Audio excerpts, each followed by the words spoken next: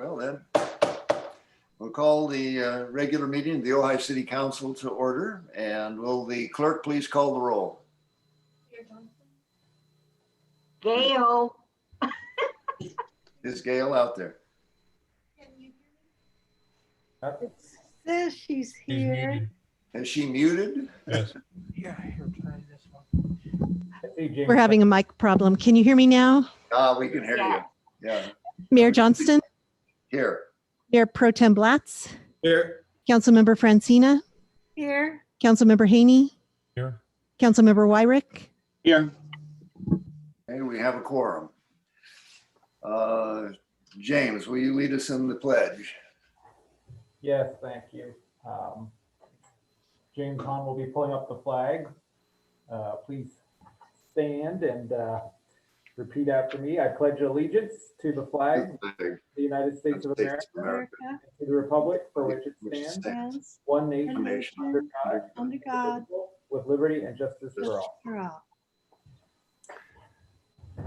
Okay, thank you, James. The approval of the agenda. Are there any changes in the, I guess we're doing this in two parts. Is that right, James? Yes. Okay, so is there anything on the consent calendar in the first part of the meeting that you wish to change or pull out and comment on? Okay, hearing none. I'll move to approve. Okay, I have a motion to approve the agenda. Is there a second? Second. Okay, moved and seconded. Is there any objection? Not hearing any, the agenda has been approved. We have recognition of outgoing council member and installation of new elected officials, but Why don't we get the minutes out of the way? yeah, okay, let's see. Test. We got the oath of office.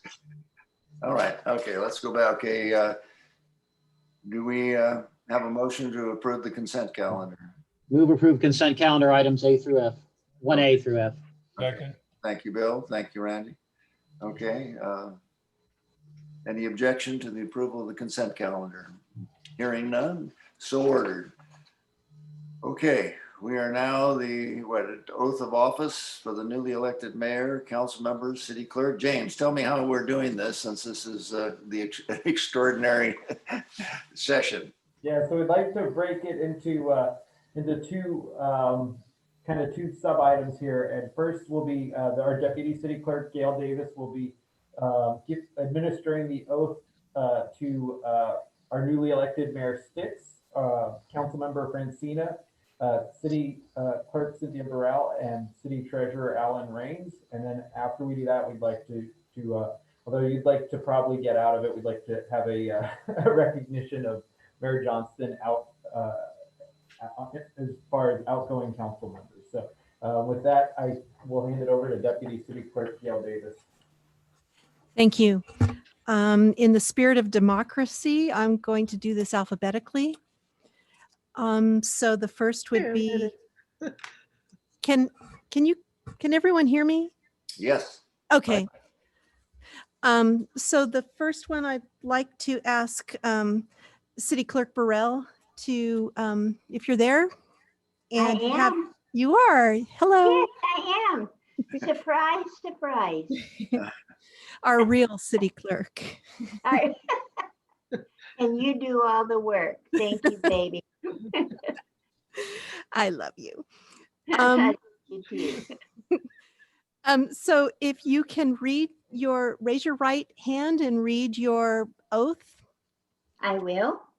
I, Cindy Burrell, do solemnly swear that I will support and defend the Constitution of the United States and the Constitution of the State of California against all enemies, foreign and domestic, that I will bear true faith and allegiance to the Constitution of the United States and the Constitution of the State of California, that I take this obligation freely without any mental reservation or purpose of evasion, and that I will well and faithfully discharge the duties upon which I am about to enter. And I am so glad I'm not going off to war. All right. Congratulations. Thank you. Okay, so next, Councilmember Francina, are you there? Is it too late to bow out? No. Okay, I'm ready. I'm going to Okay. raise my right hand. And read the oath that's in front of you, please. Okay. I, Susan Francina, do solemnly affirm that I will support and defend the Constitution of the United States and the Constitution of the State of California against all enemies, foreign and domestic. That I will bear true faith and allegiance to the Constitution of the United States and the Constitution of the State of California. That I take this obligation freely without any mental reservation or purpose of evasion, and that I will well and faithfully discharge the duties upon which I am about to enter. Congratulations. Treasurer Rains, are you there? I am here. So if you would raise your right hand and we'll just trust that you're raising your right hand and read the oath that's in front of you. Okay. I, Ellen Rains, do solemnly affirm that I will support and defend the Constitution of the United States and the Constitution of the State of California against all enemies, foreign and domestic. That I will bear true faith and allegiance to the Constitution of the United States, the Constitution of the State of California. That I will take this obligation freely without any mental reservations or purpose of evasion, and that I will and faithfully discharge the duties upon which I'm about to enter. Congratulations. Amen. And now Mayor-elect Sticks, would you please raise your right hand and read the oath that you have in front of you? Thank you, Dan. I, Betsy Sticks, do solemnly affirm that I will support and defend the Constitution of the United States and the Constitution of the State of California against all enemies, foreign and domestic. That I will bear true faith and allegiance to the Constitution of the United States and the Constitution of the State of California. That I take this obligation freely without any mental reservation or purpose of evasion, and that I will well and faithfully discharge the duties upon which I am about to enter. Congratulations. Thank you. So I will throw this back to City Manager Vega, and you may take it from here. So thank you, everybody. I know that this is a very strange swearing in ceremony. Probably hopefully the only one that we have like this for a long time, but I really appreciate it. We did want to see if everybody wanted, if anybody did want to just take a moment and say thank you or anything, we wanted to give the opportunity for that. I can't see Treasurer Allen. Allen, did you want to thank anybody, or are you there still, Treasurer Rains? What was the question? Where did you want to take a second to thank anybody under at this time? I'm sorry, I don't understand your question. Okay, I wanted to give an opportunity if anybody wanted to say thank you to anybody, or since this is a very strange swearing in, just a chance to say anything if you had any words you wanted to say. Okay. But it works. That's all that counts. Okay, perfect. City Clerk Cynthia Burrell, did you have anything? I would just like to say thank you to everyone that voted for me. And I love serving the city of Ojai. Awesome. Thank you. Councilmember Francina, anything? Oh, I also want to thank all the people who voted for me and helped me with my campaign. And I most definitely want to thank Mayor Johnson for enduring being on the council with me for 4 years. And I think we're still good friends, I hope. Absolutely. So no, I'm delighted that I'm reelected. Thank you, everyone. And then Mayor-elect Betsy Sticks, did you want to thank anybody? Yes, please. It's short. Don't worry. I'm going to read it though. Thank you to my amazing campaign team, family, and friends. You're incredible. I'm so grateful to you and to the people of Ojai. I'm excited to serve and to build on Mayor Johnny's strong tradition of civility and compromise. I will continue to promote love, truth, unity, justice, and cooperation. Thank you to our City Hall and to the City Council for being so helpful, warm, and welcoming. I know that we can accomplish so much for Ojai. We're all in this together. Thank you. And with that, I think we will move on to recognition of outgoing Mayor Johnny Johnston. James, Oh. James, can I just say thank you to Johnny? He's done so much for this city and for this county. And he's a blessing to Ventura County. Of course, thank you. And that's a perfect segue. So with that, we wanted to take the opportunity and we have a couple of items we wanted to present to Johnny virtually. And so I will be bringing these down and leaving them at the doorstep tomorrow.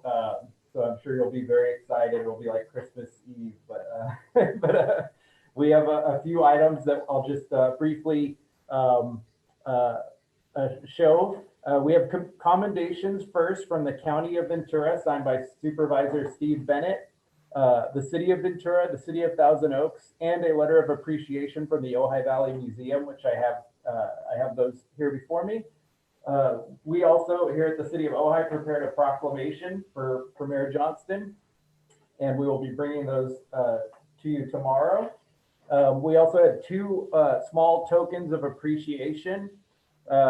First, everybody may recall that when Chief Freihoff left, we presented Chief Freihoff with one of two flags that had flown over City Hall and the police station during the Thomas fire.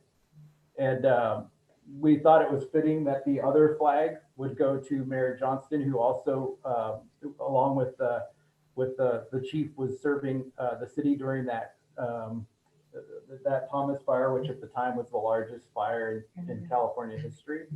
So we have here today the flag with a nice plaque on it that just says from the City of Ojai with gratitude, and then December 2020.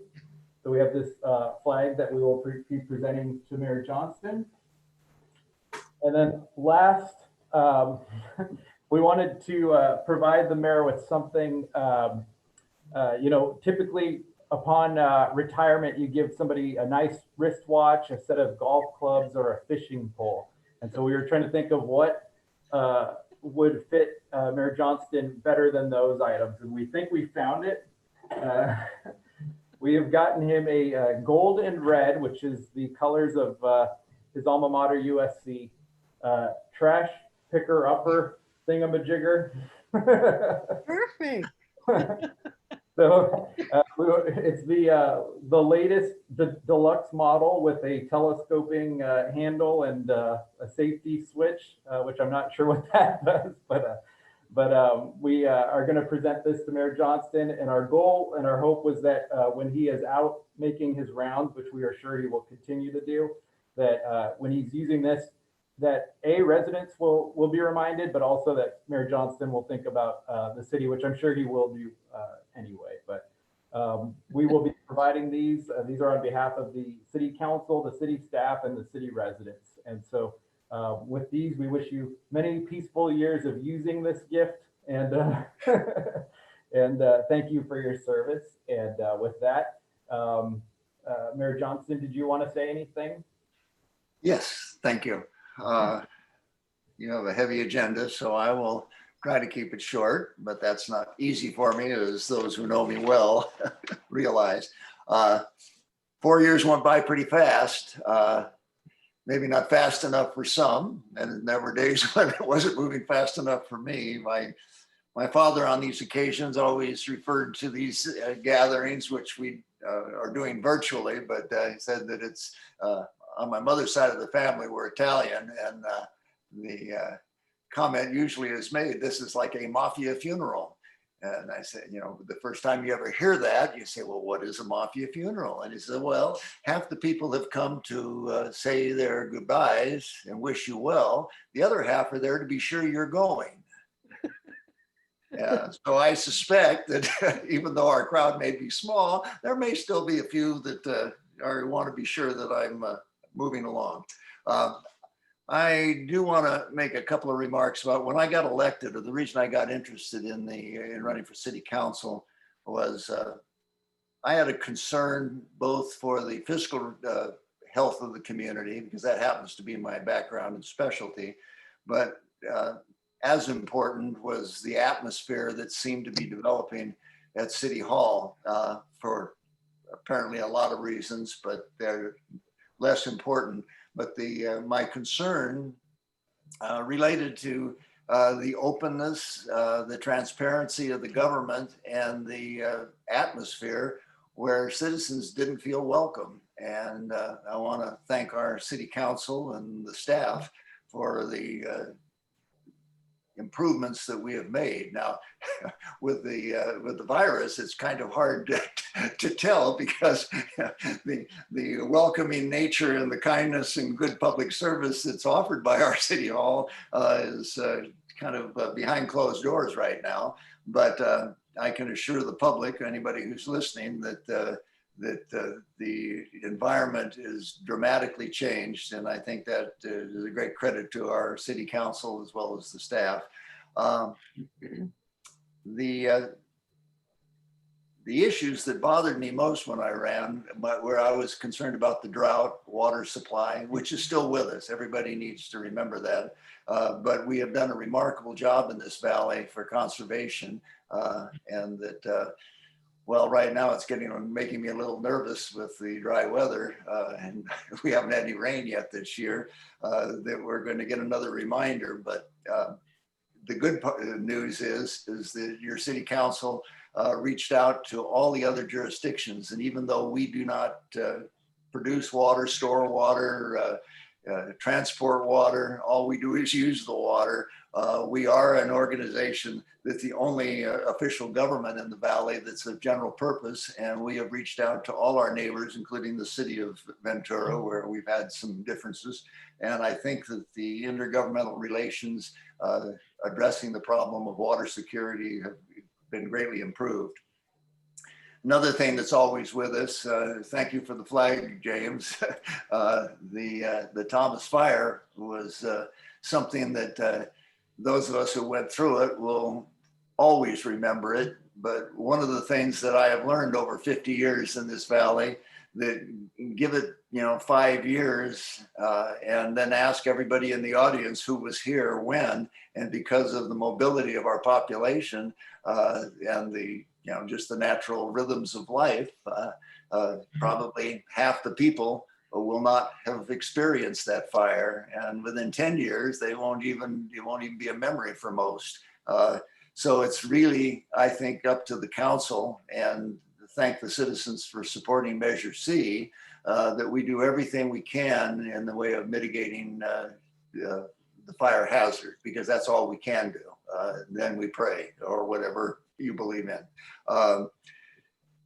So I'm going to kind of conclude this with my background in municipal finance.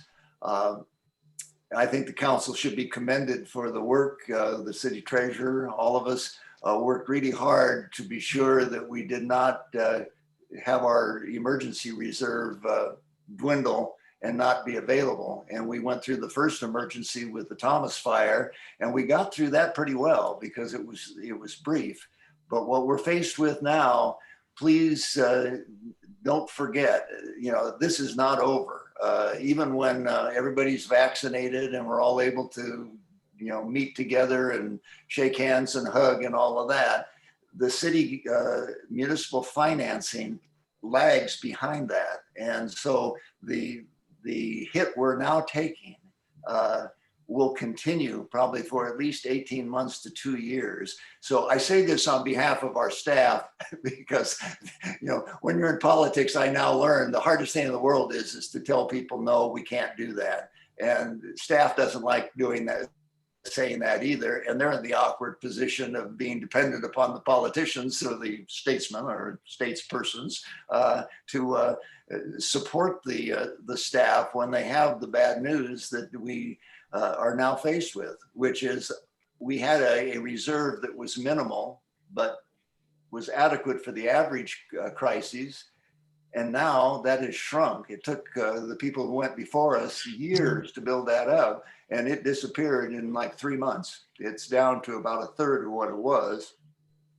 So I just say this because on my way out the door, I want to remind everybody, because I spent 60 years pretty much engaged in this sort of activity. And the number of times I have heard people say, well, who could have seen it coming? Who could have seen it coming? Nobody, we could all see it coming. It's just that we don't want to look at it. And so I say to the council and to the public, for the next couple of years, there really isn't going to be much discretionary spending. I don't think, frankly, I would be hard pressed to vote for any discretionary spending, but our city staff, and I want to thank Pam and James for the long nights they put in, tracking all this and working with other governmental agencies, trying to keep everything going, that this is going to be something that we will get through, but we will have to be cautious. And there are two sides to this. And I'm using my, when I taught in Cal Lutheran, I sound like I'm now lecturing everybody, and I apologize for that. But when you do a budget, there are two ways you deal with it. One is how much money do you have? And two, how much money are you going to spend? And when you put those numbers together between what people want to spend versus what's going to come in, and you find, oh my goodness, we have an imbalance. We don't have enough money to do everything. Then people start getting real optimistic about their revenue and say, well, we're going to take in a little extra money so we'll be able to cover all this. Well, the reason I mention this tonight is you have something on your agenda. The citizens of Ojai gave a great vote of confidence to the city council and to the city administration when they supported Measure C overwhelmingly, and they supported Measure G overwhelmingly. And I understand tax policy is difficult and can have some unintended consequences. But I'm telling you that, one, you do not want to become reliant on a new revenue source like Revenue G, and you should pledge it as best you can to replenishing your emergency reserve, because you're going to need it. And I understand it's a complicated issue. I just encourage you all to be very serious about this and be sure that you fully understand it and not just want to, none of us like taxes and nobody likes to tell people no. But in this case, I think it needs to be reminded to the citizens. The citizens spoke up and gave us a super majority on both those issues. So there is a higher level of, I think, accountability on those two items for us as elected or you as elected officials to be I don't like using the word fiduciary because a lot of people don't know what that means, but a fiduciary in the law is a responsibility to take care of things. Your treasurer is responsible, your city manager is responsible, and everybody on the council. And so this is kind of the sort of a bad news sort of message to be giving our new mayor because we're all so hopeful and want to do things, but having been on the other side, I find it remarkable that our staff has been able to do what they've been able to do on behalf of this community, and for this community to stay as safe as it is during this pandemic, because we are sort of a vortex. Our whole economy is based on attracting people here from everywhere. There is no higher risk right now, and yet we're managing to contain it for the sake of our businesses. So the little inconvenience that we all have been put to of putting on a mask, I think that Ojai should take great pride, even though we have been told, those of us who are elected and support this, we were told that we were committing a crime and should be put in jail. But if so, so be it. We were the first town in Ventura County. I think we're the first town in California to do this, and we have had a really good outcome so far. And right now we need it more than any time we've ever needed it. When you see the latest report and the fact that we're down to what, 1.4% capacity in our emergency rooms. So anyway, thank you everybody for all that you've done. Let me run through very quickly my thanks. I've mentioned Pam, James, and Gail as the ones who have to put up with me, and the new mayor will get real well acquainted with these folks. But to the entire staff, to my colleagues on the council, and to Betsy Sticks for her good citizenship and willingness to step forward and participate. This is not easy. I want to thank all of our citizens for their support, because I have received a lot of support. And the other night, when they thought I was going to be out of this last Tuesday, I went out to put my trash out late in the evening, and I found my whole front yard full of signs, which I have kept up until tonight. And it came from all sorts of very, from well-wishers and good folks that, and it touched me deeply. Thank you all for doing that. I want to thank my family, and most of all, Miss Kitty, my spouse, best friend, roommate, and sharing isolation with me.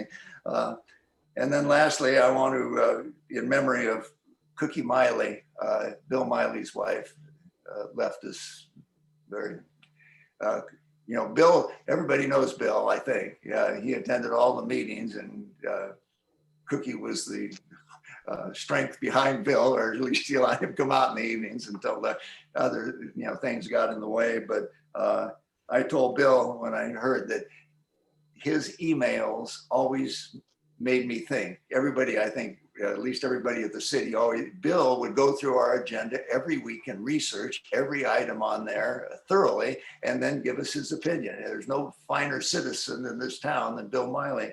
And there's no greater cheerleader than Cookie Miley. That I'd go home at night and I'd have a nice little email from Cookie that always put a smile on my face. So Bill made me think, but Cookie made me smile. And I think anybody who knew her shares that. So anyway, it's been a great ride. I love you all, and I'll let you get on with your intermission. Thank you for listening to me.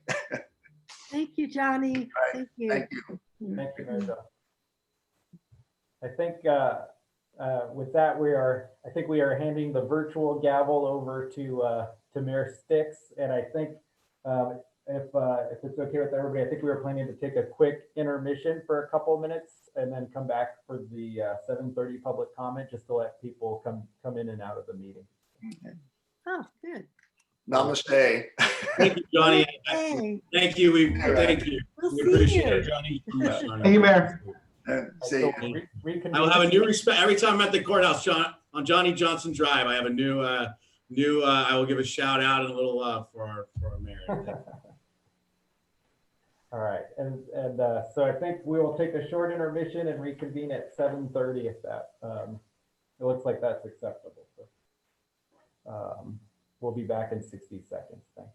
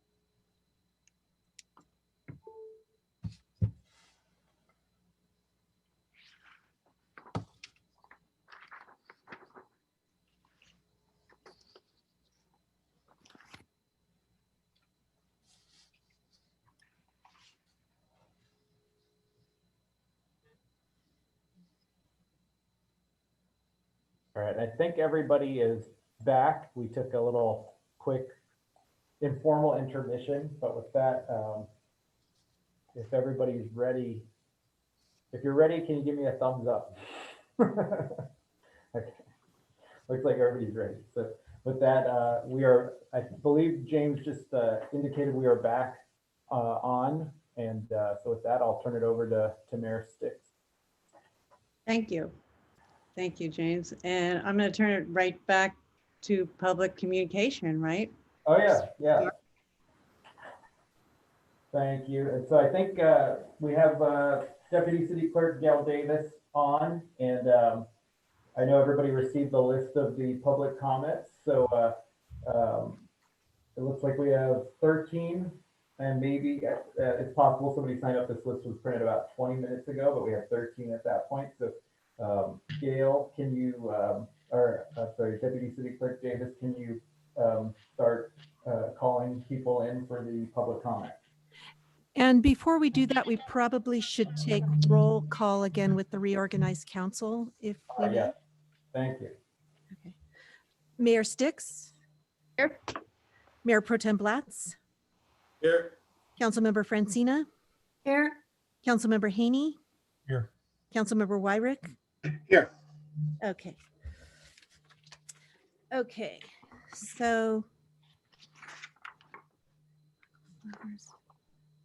the first person we have to speak is Michael Flowers. Michael, if you're there, please unmute yourself and you may speak now. Okay, I've unmuted myself. Can you hear me?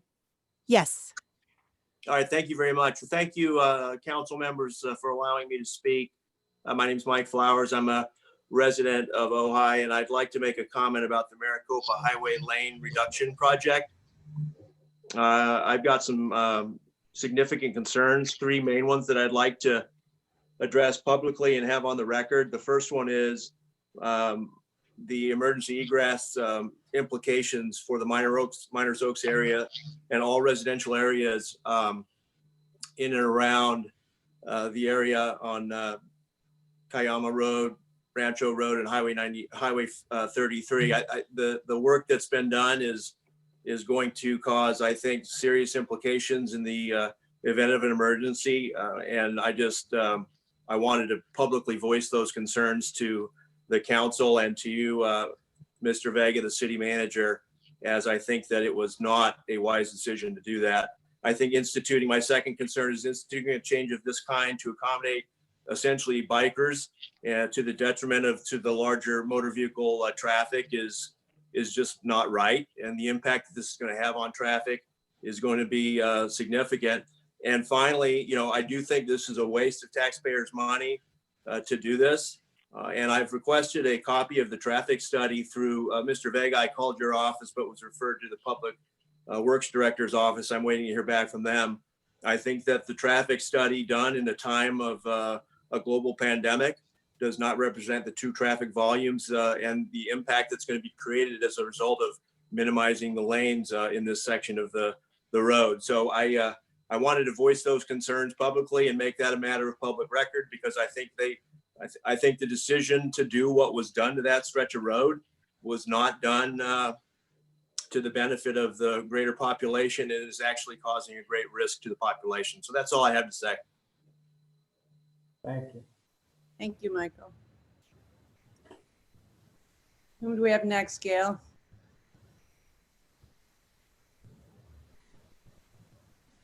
Gail? The next person we have is Mark Whitman. Thank you. Mark, you should be able to talk if you can unmute your microphone if it's muted, and go ahead. Thanks. Yeah, I'd like to start out by saying, thank you to our outgoing mayor, Johnny Johnson, for his service, and welcome the new mayor, Betsy Sticks. Thank you, members of the city council. I'm here tonight representing Tony and Al and the old Ojai bowling site at 1102 East Ojai Avenue. Over the last several years, we have submitted many proposals for redeveloping the site. Because of the rules and interpretation of these rules, we were never able to bring a completed project to the Planning Commission. At this time, we feel we have exhausted all our options with the planning commission or planning department, and now would like to make an appeal to this body. We understand that the rules in place are to protect the health, safety, and welfare of the community. And being a resident of the valley, we appreciate the protection these rules create. However, when the rules prevent projects which would benefit the community, then the rules themselves are a disservice to our health, safety, and welfare. The Ojai bowling site is an awful blight to our community. It is like a festering sore we have grown accustomed to, but gets worse and worse as time goes by. So it is a toxic eyesore and a safety risk and does not benefit our community in any way. It is a detriment to our health, safety, and welfare. The proposal, Mr. Yanao, and he would like to speak later and describe his proposal, is the opposite of this. Besides the benefit Mr. Yanao will describe, it will clean up an awful eyesore and relieve this safety hazard. It will increase the neighborhood property values, the city tax base, and the local economy. So CEQA has a mechanism in place for projects just like this. It is section 15093 of our state code statement of overriding considerations. And I'll read the first sentence of this ordinance. It says CEQA requires that the decision-making bodies, it requires them to balance the applicable economic, legal, social, technological, or other benefits included in region-wide or statewide environmental benefits of a proposed project against its unavoidable environmental risks when determining whether to approve a project. So this time, before my client once again makes a decision, and the investment would be in architectural drawings and submittal fees, we are asking for some kind of read or some kind of feeling from you. In closing, I like to quote Winston Churchill.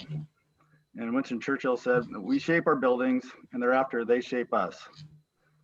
So let us help the community shape a healthy, vibrant community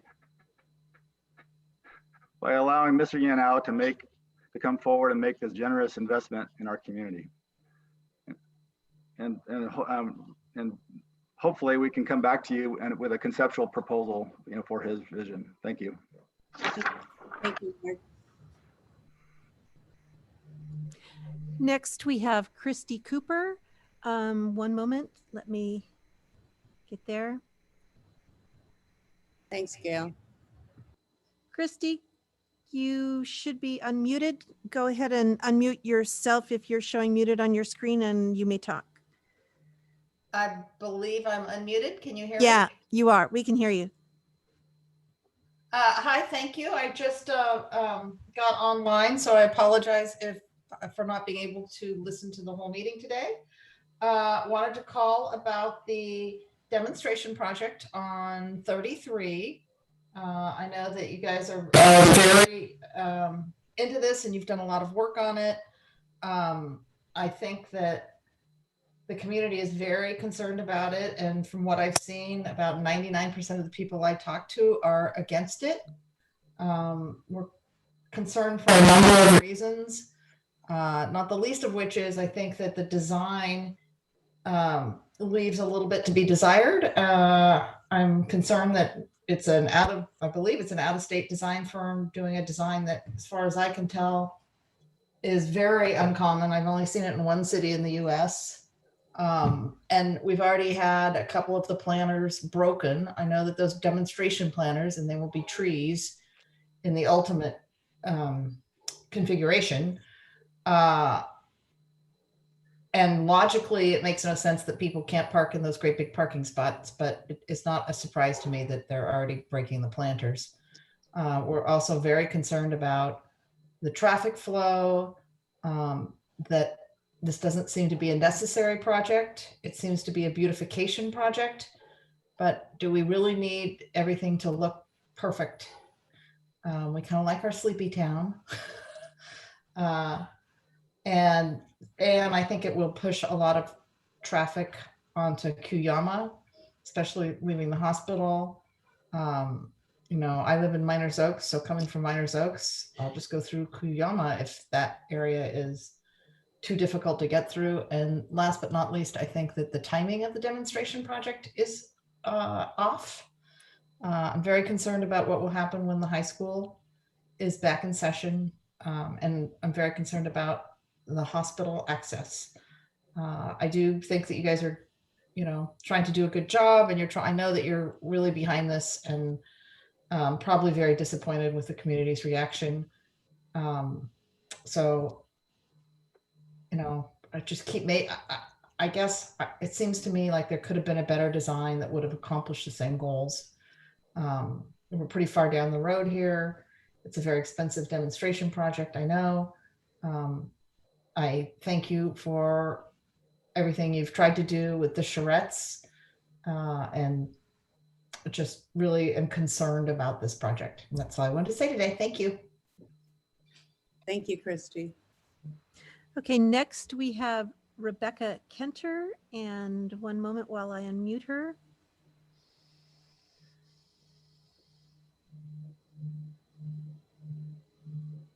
Hi, I'm Rebecca. Hi, Rebecca, go ahead. Hi, thanks for leaving the comments open for people to share their feelings. There's a lot of unrest in the community. People are really upset about the project. I've read it and I've been hopeful that it would turn out better than it's turning out. Unfortunately, most people in the area don't like it. The extra burden of traffic as people try to avoid the area is really going to put a lot of burden on the residential streets on both sides, the Arbolada going into town, and behind Vaughn's, that neighborhood as well. So there's the concerns from the community are basically distilled. I'm sure you've already heard them, but I wanted to bring forward the idea of just doing regular bike lanes. I don't know that we've ever tried that, but people seem to favor that, and maybe that would be a way that we could reconcile the needs for the bicycle riders as well as the people that use it for the commute. Again, I really appreciate all the effort that people put into this. I know everybody's intentions were good, but please hear from the community that people are really not reacting very well to it, and they're really uncomfortable with it. So thank you for letting me speak. Thank you, Rebecca. The next person is William Gartner, and I will unmute him. One moment.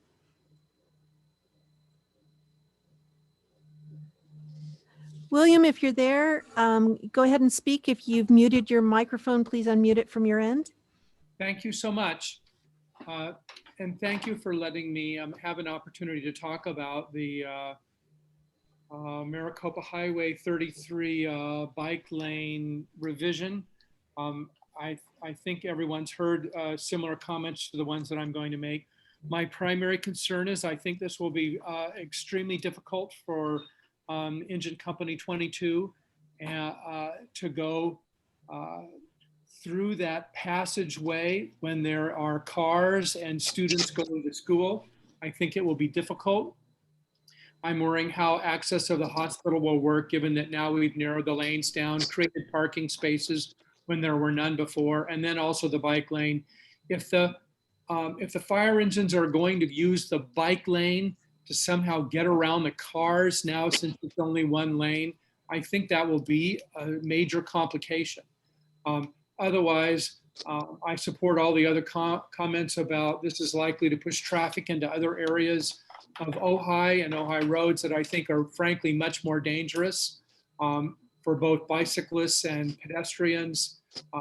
So I hope this gets reconsidered. I'm hoping this is a temporary demonstration and that a better way to think through this can happen. And then finally, the way I want to term this is, this frankly is a bike lane to nowhere, because it ends at El Roblar, and then bicyclists are now put on El Roblar, which is complicated in and of itself.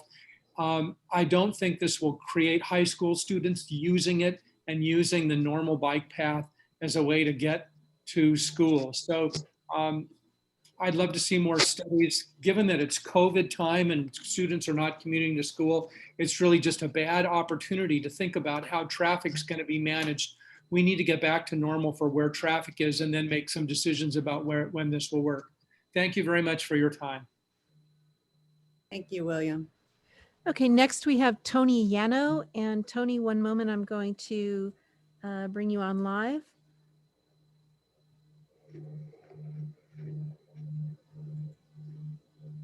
Okay, I'm going to have to promote him to panelist, which means he may show up on the screen. He has an old version of Zoom. Sometimes that happens. Tony, are you there?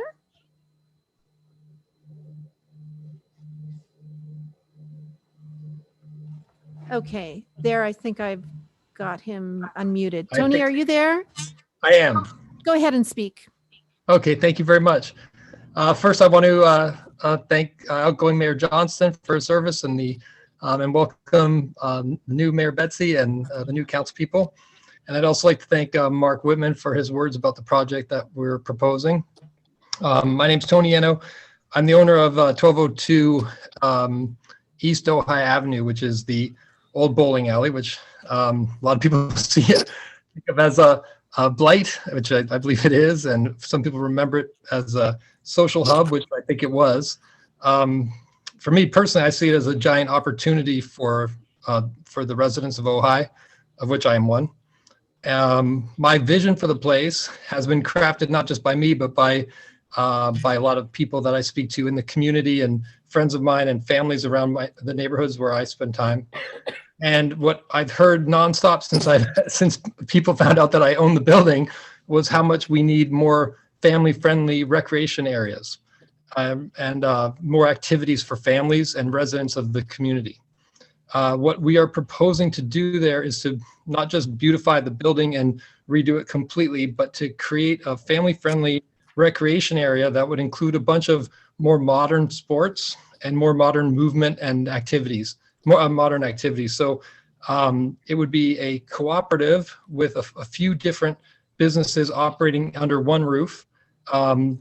The businesses would each be independently run and operated by local residents, and most of which I've already kind of put together.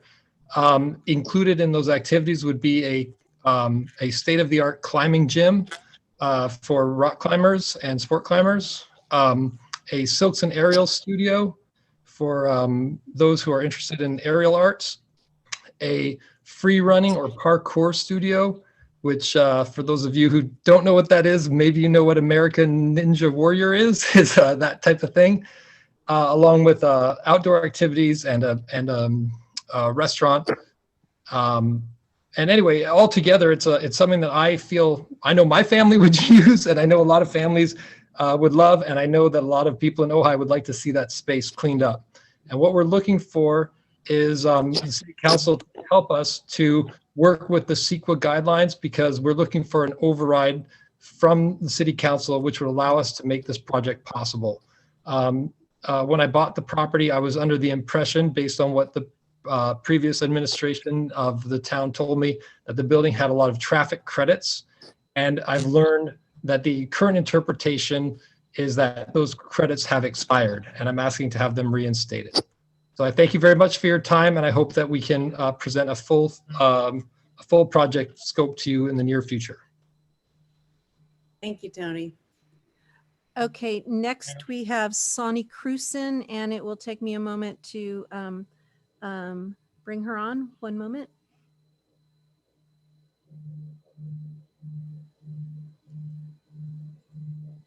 Sonny, go ahead. You should be unmuted. If not, please unmute your microphone. Hey, can you hear me? Yeah, go ahead. Fantastic. Thank you guys so much for being there. I appreciate all the work that you do on a daily basis. And I do appreciate the effort this project has taken. As some of you may have seen my comments, I am not at all in favor of it, unfortunately. Having driven through the town of Miners Oak for decades, I've experienced the difficulties that commuting traffic presents. The bumper-to-bumper crawl that begins before Lomita Avenue, where people drop off their children to Miners Oaks Elementary, was often avoided by turning left on Lomita and taking a right on the 33 to approach the five-way stop from the top. And many other people did the same. So we would enter that corridor in the left lane, while the people coming off El Roblar would turn into the right lane. not having 2 lanes to do this will certainly impact traffic negatively. And in fact, I'm sure you're both, or you are all aware that El Roblar is the site of a bicycle fatality, as well as Kuyama, which is the alternative road. So I really think this demonstration scheme creates more problems than it solves. And further, in an event of emergency, it's dangerous to expect drivers to go against their instincts not to pull right into the bike lane, which emergency vehicles are evidently supposed to be using. Once, of course, the bicyclists pull their bikes presumably over the curb. And I just wanted to share a quote with a fire department engineer, which is somebody who drives these trucks. And he has said, written to me, I don't want to rely on a bike lane to respond to a code 3 or to respond code 3 lights and sirens, especially if the 2 active traffic lanes are backed up because drivers are slowing down, then fire trucks beating down on them. I have a great deal of experience with stupid drivers who panic when they hear sirens and see flashing lights, and either they'll just stop there or try to move out of the way and create even more of a mess. So I think until we actually have true traffic, this demonstration needs to be shelved. And I would really hope that instead of losing a lane, which we desperately need during school hours, commuting to work and whatnot, not just Nordhoff, but there's a lot of people who are lucky enough to work in the valley or have to use that corridor to get out of the valley, that it just needs to be shelved until we have a really accurate traffic scenario. And I am much more in favor of having very clear bike lanes. It would seem to me that it would be less expensive, and we could use the excess of the grant towards perhaps a pedestrian bridge that would help the students of Nordhoff across those lanes. Anyway, thank you so much for your time. I appreciate it. Thank you, Sonny. Next, we have Ron Triggs, and I will, one moment while I bring him up.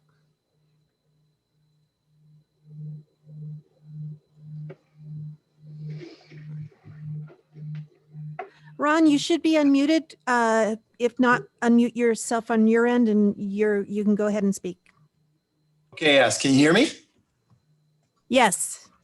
Great. Hi, my name is Ron Triggs and I live at 113 Valerio Avenue here in Ojai. And as a first-time commenter to the council, I want to thank you all for your service to the city that we all call home and congratulate those newly elected. My comment pertains also to the Go Ojai project on Highway 33. I appreciate the hard work and countless hours that I'm sure many have invested and volunteered to advance the redesign of that stretch of 33. However, I believe the core goal of reducing the highway to 1 lane per side may not be in the best interest of those who live and work here. In the first week of driving this stretch multiple times, as I live in Ojai on Valerio and work in Miners Oaks, I've already experienced a parked car's door being swung into traffic, substantial slowing, backing up traffic a quarter mile despite the lack of typical Nordhoff traffic, and a noticeable increase of traffic on Valerio where I live. So I hope as this demonstration continues that the city council will just consider local experiences over the results and data of other cities that are not Ojai. Every city is unique, and unfortunately we are unlikely to get good data for, I think, making a wise decision, since traffic studies, from what I can tell, were not performed on all adjoining streets beforehand. At least I know none was performed on Valerio. So lacking that data, I question how possible it is to discern the impact of this major change to Highway 33 from data collected after the fact. I realize the offer of grant money presents one of those rare opportunities to better our city that is hard to pass by. And I appreciate the effectiveness of earlier improvement of the flashing crosswalks. I think that has been very beneficial. But I would just please request that you keep an open ear and open mind to consider the real life experiences of your citizens. Thank you so very much for listening. Thank you, Ron. We have one more person. His name is Robert Dodge. And Robert, if you're listening, You're showing on my list twice, so I'm going to try each one till I get you live. So let's try this.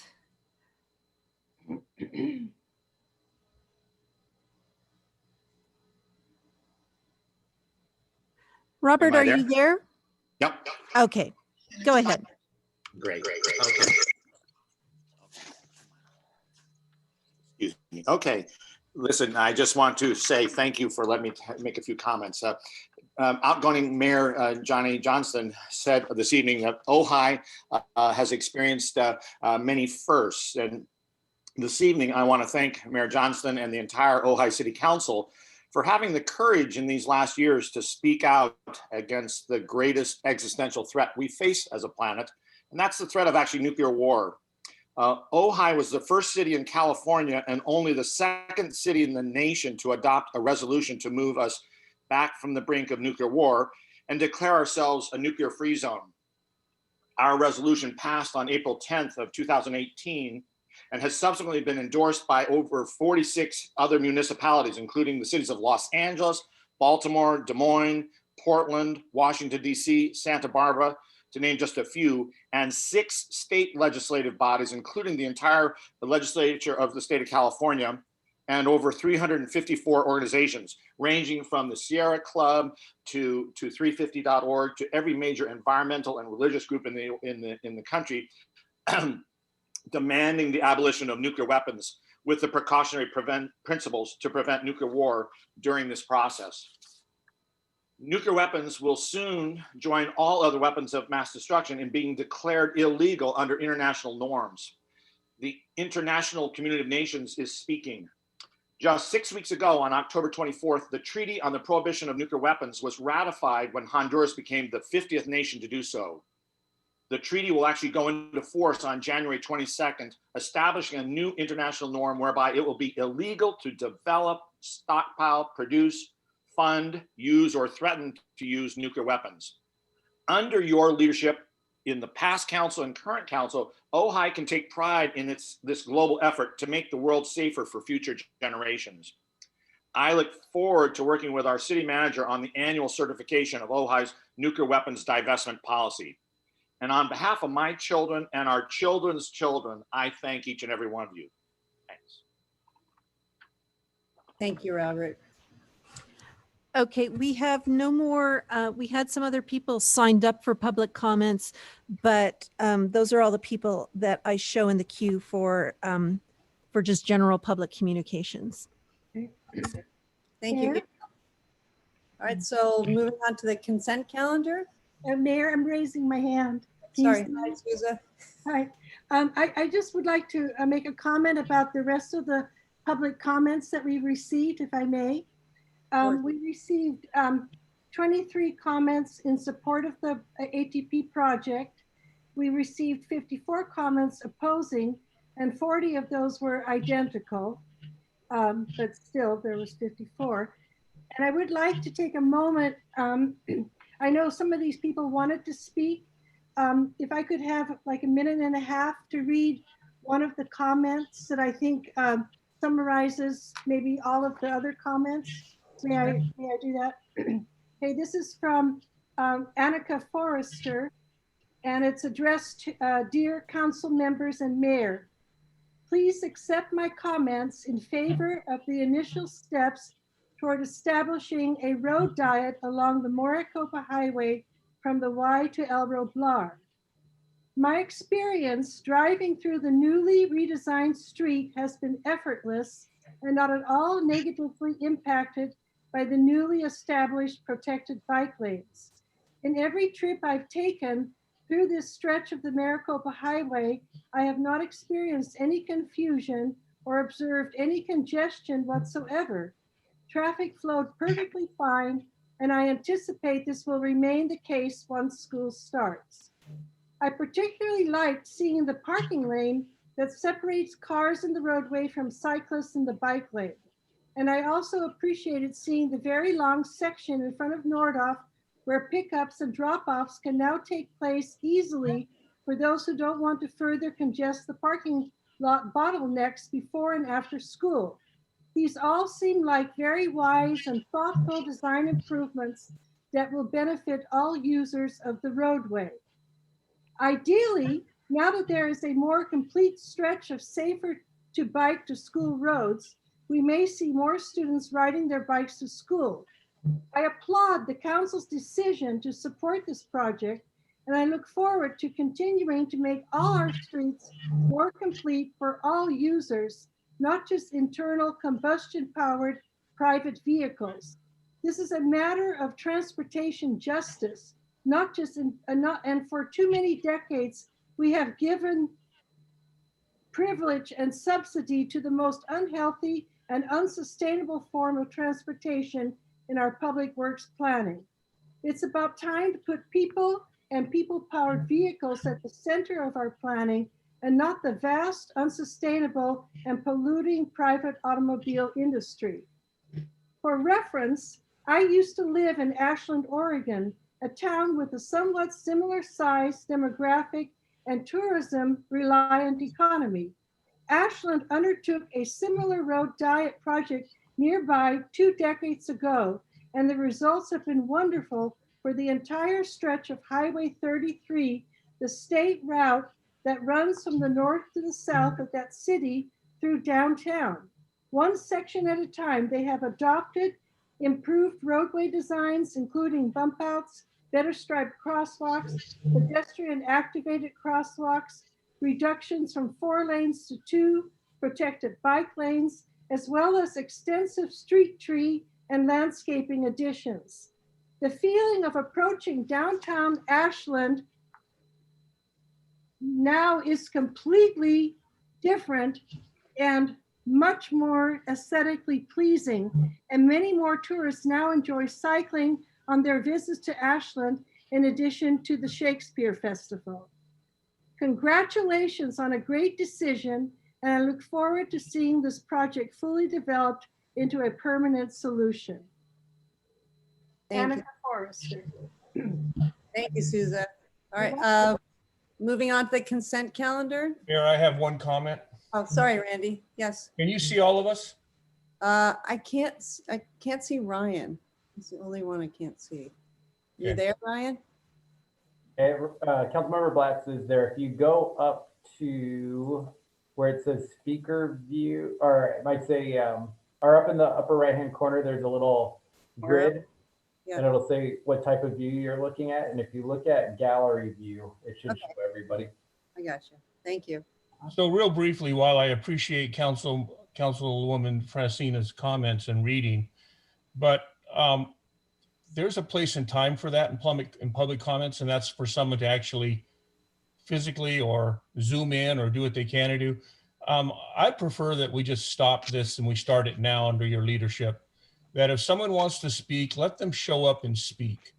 You know, we could all sit here with 20 or 30 letters like that and spend a lot of time not doing what we should be doing.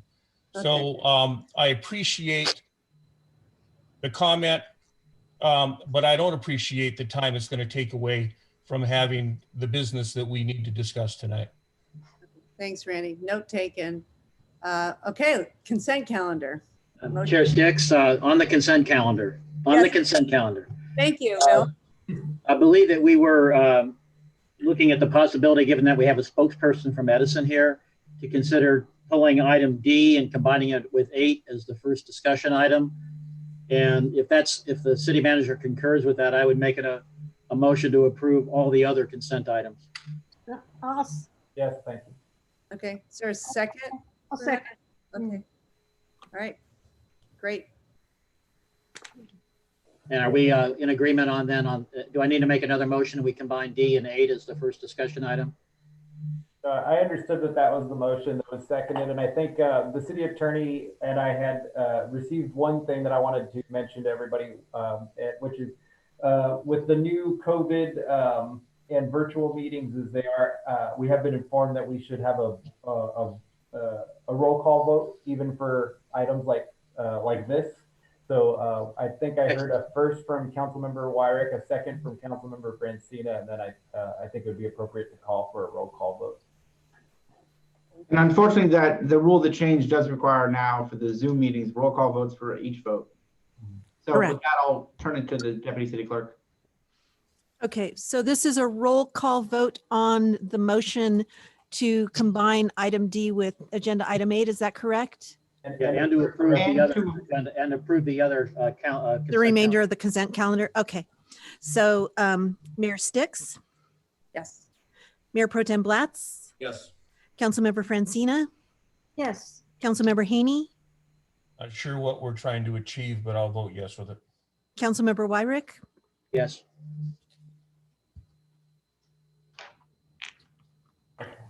Okay. So approved. Yep. Yay. Okay, so then we'll go and talk about the item that was pulled. Is there any public comment on that? Yeah. No. So it's pulling the emergency item and then combining it with the coronavirus response update. So if you'd like to open that, I can give the staff report on that item. Okay. Okay. I do have a quick presentation, and Gail, while you're unmuted, is Rudy Gonzalez, has he signed into the meeting? yes, he's here. Okay, so I'll start with the quick presentation, and then we do have Rudy Gonzalez from SCE here to speak about one of the recent emergencies. So we will pull him in a moment. I have a quick presentation. Let me see. Are you able to see this PowerPoint? Is everybody Yes. able to see that? Okay. I have a new setup. So we wanted to start, as we mentioned, there is we have on the agenda currently during this emergency, a declared emergency situation. We have a coronavirus response and an emergency response that is kind of a standing item. And bear with me, it's not quite working, but we'll make it work. But this in the last two weeks, we actually had multiple emergency situations, which I guess is kind of the theme of 2020. It just continues on. But we had the ongoing coronavirus response, and importantly from that, the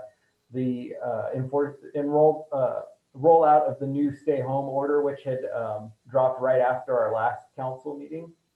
We had the public safety power shutoffs. And then the same time we had the public safety power shutoffs, which impacted a large portion of our city. We also had the Cornell fire in Santa Paula that we were monitoring.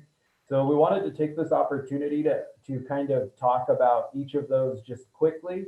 And like I said, we have Rudy Gonzalez from SCE here to also talk about the public safety power shutoffs. One thing we wanted to do, we talked about, this is the 3-year, we just passed the 3-year anniversary of the Thomas fire. And we have put a big focus since then of enhancing our communication tools. And we wanted to take the opportunity to remind people of where to look for accurate local information as far as from the city or county sources. So we have made improvements to 1610, AM 1610, our radio station. And so we will have breaking news there.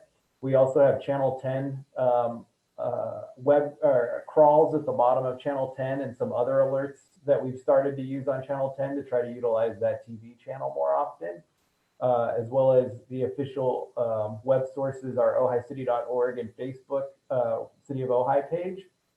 We've been posting a lot on there. I think we have a reach right now of about 9,000 people on Facebook, but a lot of people, we heard from multiple people that they went to like groups in Facebook, but they weren't aware that the City of Ojai has an actual official page. So we wanted to try to get the word out on that.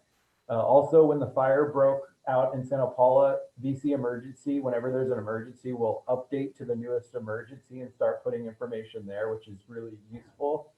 And then lastly, VC Alert is a really handy tool. And this is just our annual reminder to sign up for it so you get alerts right to your phone. If you signed up a long time ago and you've moved, re-sign up with your new location so you get accurate information for where you actually are. We just wanted to show this slide to show people what to look for on channel 10. We will either have a crawl at the bottom of the screen, or we'll have what we did during the Cornell fire and the red flag alerts was we put a couple warnings up on the screen, like this high fire danger page or logo.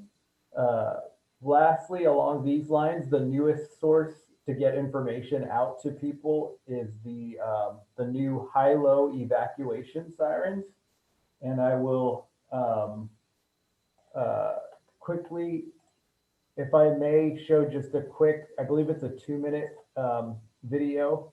I think it's important because this is a new siren that we had not had in Ojai before, or in Ventura County before. And if you hear this siren, it means evacuation.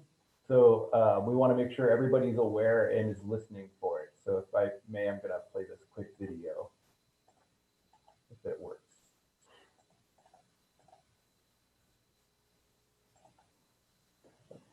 Let me try this.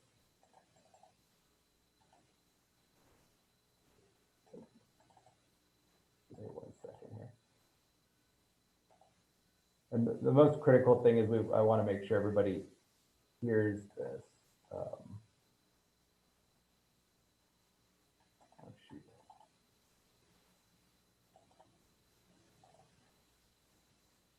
Okay, we might, we've posted a video online, so if it doesn't work here, I think it's working. Okay.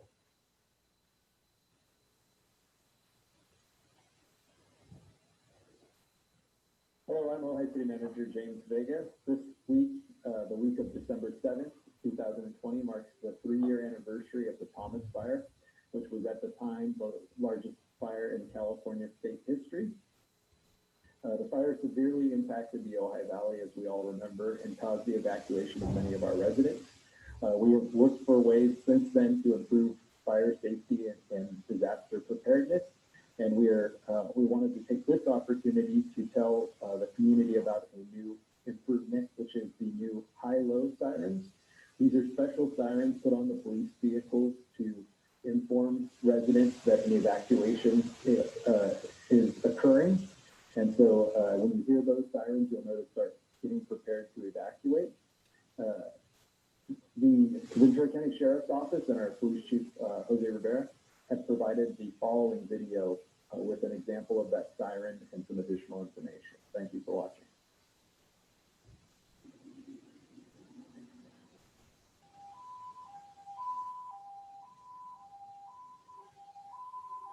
That unique sounding siren is known as the high-low siren.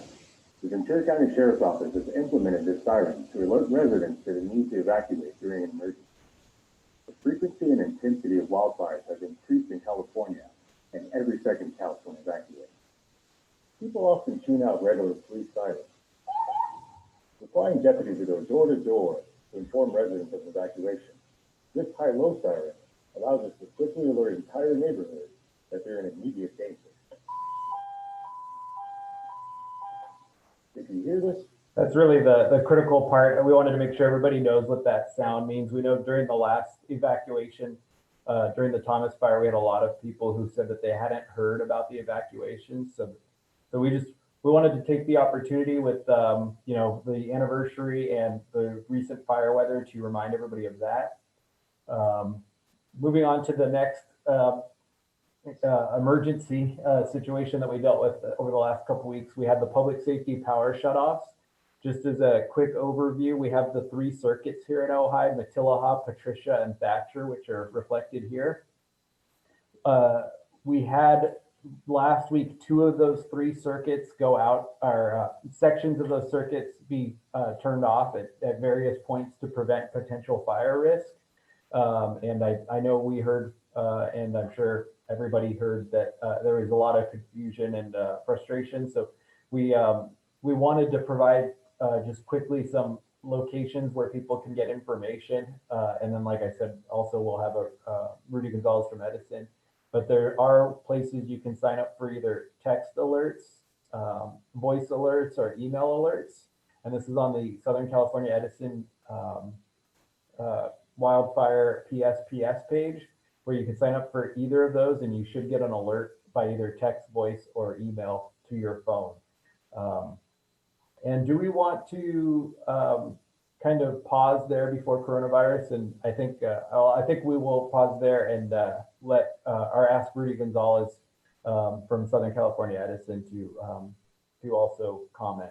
Ask a question, James? Yes. In addition to these alerts, weren't we going to have a board either at Nordoff or the Marquee or some other place in town in front of the park where people get information?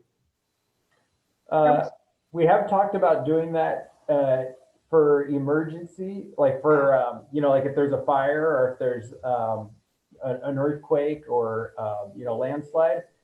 We hadn't talked about doing those for just the public safety power shutoffs.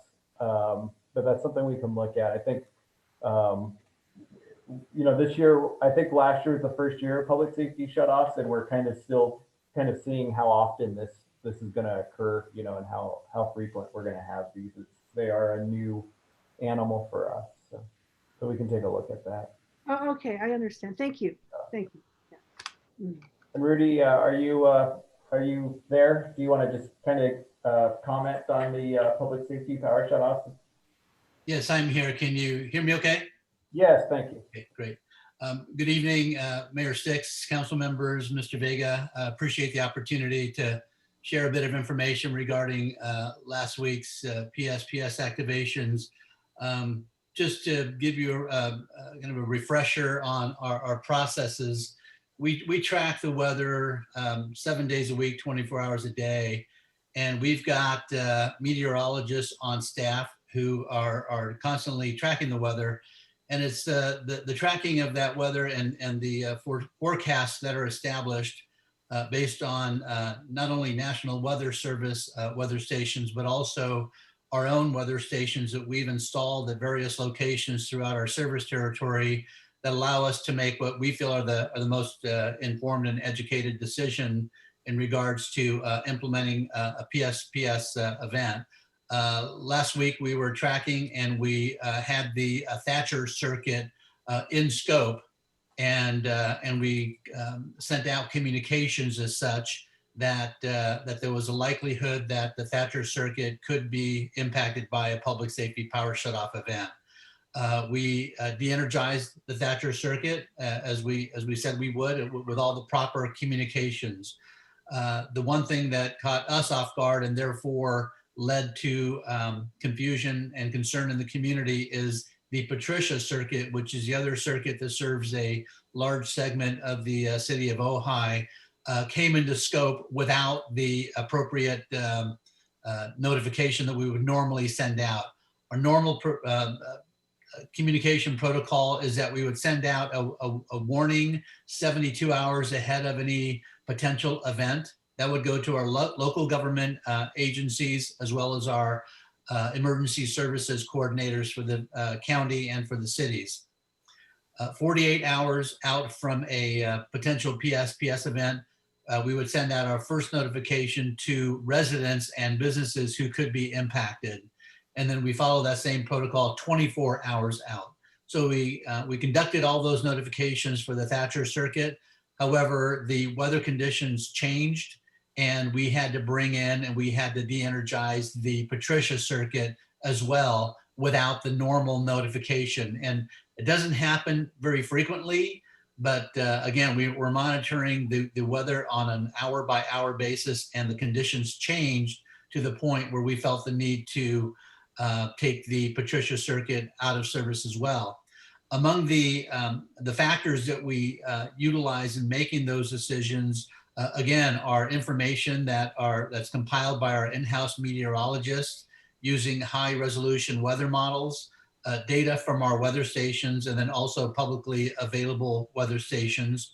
The Fire Potential Index, which is a tool that utilizes weather data, fuel conditions, and vegetation moisture content to rate the daily fire potential across our region. So those factors led to the decision to implement PSPS not only for the Thatcher circuit, but also for the Patricia circuit. The process of re-energizing once the winds have died down is an issue that has caused a significant amount of concern in the communities. It seems like it takes an inordinate amount of time for us to re-energize after we've taken the circuits down. And the reason for that is we have to actually visually patrol those overhead lines before we re-energize. And in the case of the activations last week, we ran out of daylight, so we had to conclude our visual inspection when it got dark, and then we proceeded to complete those inspections the following morning utilizing helicopters. So we know that these events are a huge inconvenience to the community. I can tell you that we are continuing to conduct work on the overhead lines in the city of Ojai, replacing the bare wire with covered conductor. Our hope and intent is that once that work is completed, and it's ongoing, we hope to be completed within the next year. The hope is that the factors related to the decision to de-energize will change, and the lines will be able to withstand higher wind speeds and wind gusts. So the information that we utilize to make the decisions to de-energize all come out in a report that is submitted to the California Public Utilities Commission. You can go to the CPUC website under the de-energization link, and you can find a report that's typically, we submit it 10 days following an event. So for last week's PSPS events, the report will likely be out in the next 7 to 10 days. And in that report, and I can tell you that it is a lengthy report for the Thanksgiving week activations we had. Unfortunately, Ojai was not involved.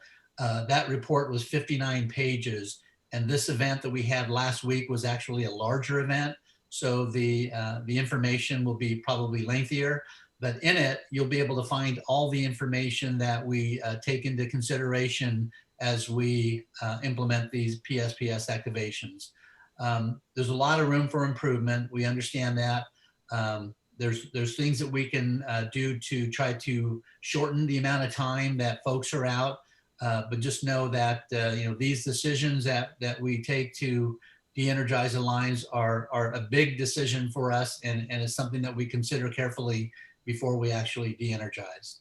With that, I'd be happy to answer any questions you might have. Bill? Thank you, Chair Sticks. Rudy, thanks for coming and answering questions, because it's never a good, easy position to be in. I think from the community, 3 things I want to ask. One is, it seemed like the helicopter took a while to get up there, midday rather than morning, in terms of inspecting the lines after the winds had died down. Just wondered if, it's an observation from the community I thought I'd pass on for you to comment on. Second, the call centers seem to be completely confused about what circuits were out and not out. When people got through to call centers, they were being told, your power's on. It must be your house, must be your business. It's not your neighborhood, because we can assure you our screen is saying that you're on, you're energized. And the other issue, if you could speak to, was the community resource centers in the protocol for shutting them down because of, I guess there was a threat in another part of Ventura County, and wondering how we can do a better job of backup for people's basic needs in these community resource centers. So that's my 3-part question. Okay, those are all very, very timely questions. I was informed that the helicopter would be out at daybreak the night before, when we had to discontinue the visual patrol of the circuit. So I don't know what happened that caused it to be delayed. I apologize for the extra amount of time that residents had to be out of power as a result of the helicopter being delinquent in getting out and starting the patrol. I will try to ascertain that internally. In regards to the call centers, The flow of information from the field and the accuracy of that information sometimes gets bungled. We'll be the first to admit that. You're not the first city that's raised that issue with me, and I apologize for the poor information.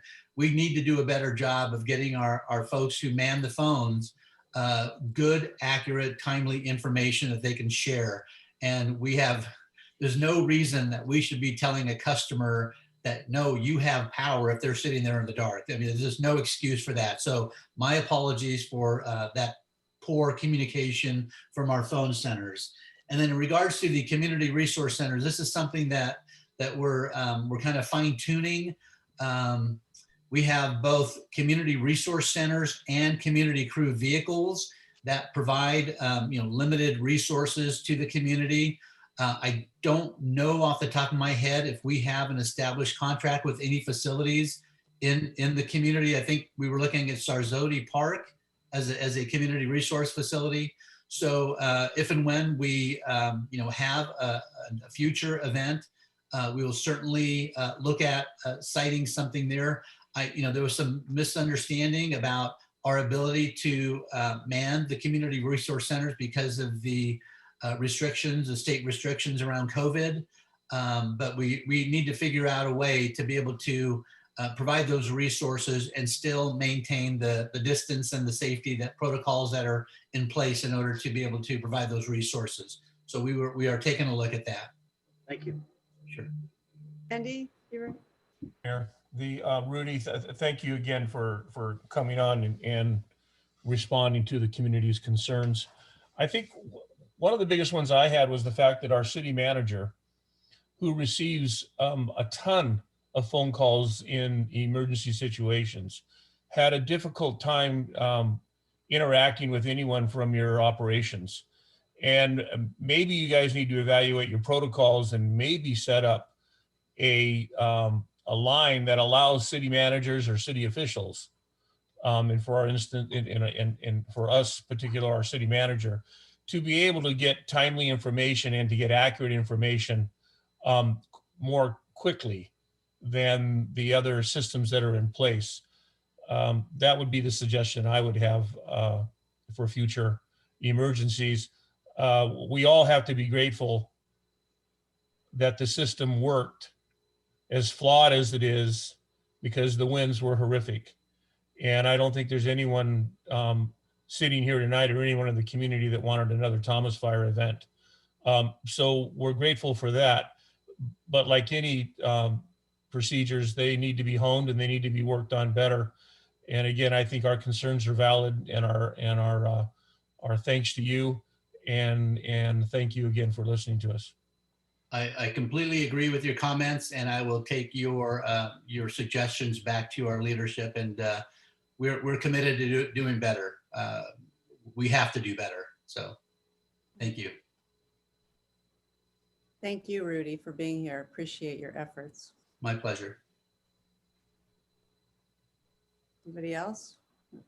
There's no other questions. I see Councilmember Haney. Well, I just had to, I don't know where we are in this discussion, because like I said, I'm not sure why we combine these, but I wanted to touch on something that Council Member Francina talked about. And the Libby Bowl Committee did put together a really nice presentation on a public marquee. It was initially set up for Libby Bowl performances, but one of the components was a safety related component, and that was being able to clearly communicate with the community any event such as this. The other thing I wanted to bring up was, as I'm heading down into LA, if I'm going to the international airport, there's signs all over the place that states what channel to listen to give me traffic reports and traffic things of this nature. We don't have any signage around the city that actually tells anyone to listen to 1610. Mm-hmm. So that seems like a pretty simple fix, is along with all of the other marketing that we do through the city website. But it seems like just maybe a couple more signs placed in strategic locations might benefit the community also. Yeah, I agree with that. We actually ordered, so two things. One is the face covering sign that we currently have at the entrance on both sides of town was our AM 1610 signs. So we had to choose which message to keep up. But if the emergency situation had gotten any more, if that Cornell fire from Santa Paula had started to threaten us, we would have made that change. But you know, obviously that was one challenge. But we have ordered some additional orange construction signs that say emergency tuned to AM 1610. So we will be using those moving forward. You know, James, also, I know we had this conversation. It was interesting when we started talking about AM 1610. The interesting thing is how many of us have AM radios or even AM contacts. And it was James who had to educate me on the fact you can go out to your truck and turn AM on. So again, but how many in our community actually in an emergency situation are going to be thinking clearly? So again, even marketing that or broadcasting that or sharing that, I think is important too, James. Thank you. And James and I have talked about upping the texting program and getting PR out there and getting people to, because they just don't know. Exactly. Matt, any legal issues? The only legal issue on this one would be if the council has completed discussion to take the vote on item 2D, adoption of the resolution confirming the existence of the local emergency and directing the Director of Emergency Services, City Manager, to take the necessary actions in response. Yeah, can we had a couple slides on the coronavirus. Can we go back to those, and then I'll let Rudy Gonzalez, thank you again for attending, and then we'll let you go. Thank you, Rudy. Thanks so much. All right, so just a couple quick slides. There have been a lot of changes since our last meeting, but I know that they're well publicized, so we'll kind of just briefly touch on them. But we are seeing a pretty serious surge with case numbers and ICU capacity, and I think this chart over the last couple of months, each of these dates was about a month apart from October to November to December, reflects that. You can see that from March to October with 7 months, we had 13,000 cases in Ventura County. From October to December, 2 months, we've had another 14,000. So, we've seen more cases in Ventura County in 2 months than we had in the prior 7 months. So it's definitely, we're seeing a surge. Same thing applies here in the Ojai Valley. Almost, it's a pretty close ratio where we've had more cases in the last 2 months than we had in the prior 7 months. And then obviously the big number that has been a lot of discussion lately is the ICU capacity. Yesterday, Ventura County reported that it had dropped to 1% capacity available of ICU beds. And that's reflected as well as we've gone from 8 in the ICU unit to 56 in a matter of a couple of months. So, the concerns about the surge and, last meeting we had, we were talking about a potential surge. We're definitely seeing that. The county VC Recovers website has more data available by zip code. And so you can go on there and see that, again, just more cases picking up in the past 14 days. We've had 54, which, it took us months to have 54 up front. So it really is this surge that we're seeing, and it's reflected in the charts. And so that led to, I think, again, this meeting we had originally scheduled last week when all this was coming out. We postponed it, but it's still worth talking about that the state then put the regional stay-at-home order in place where they closed several businesses and recreational facilities like outdoor playgrounds, hair salons, barbershops, personal care services, wineries, bars, and breweries.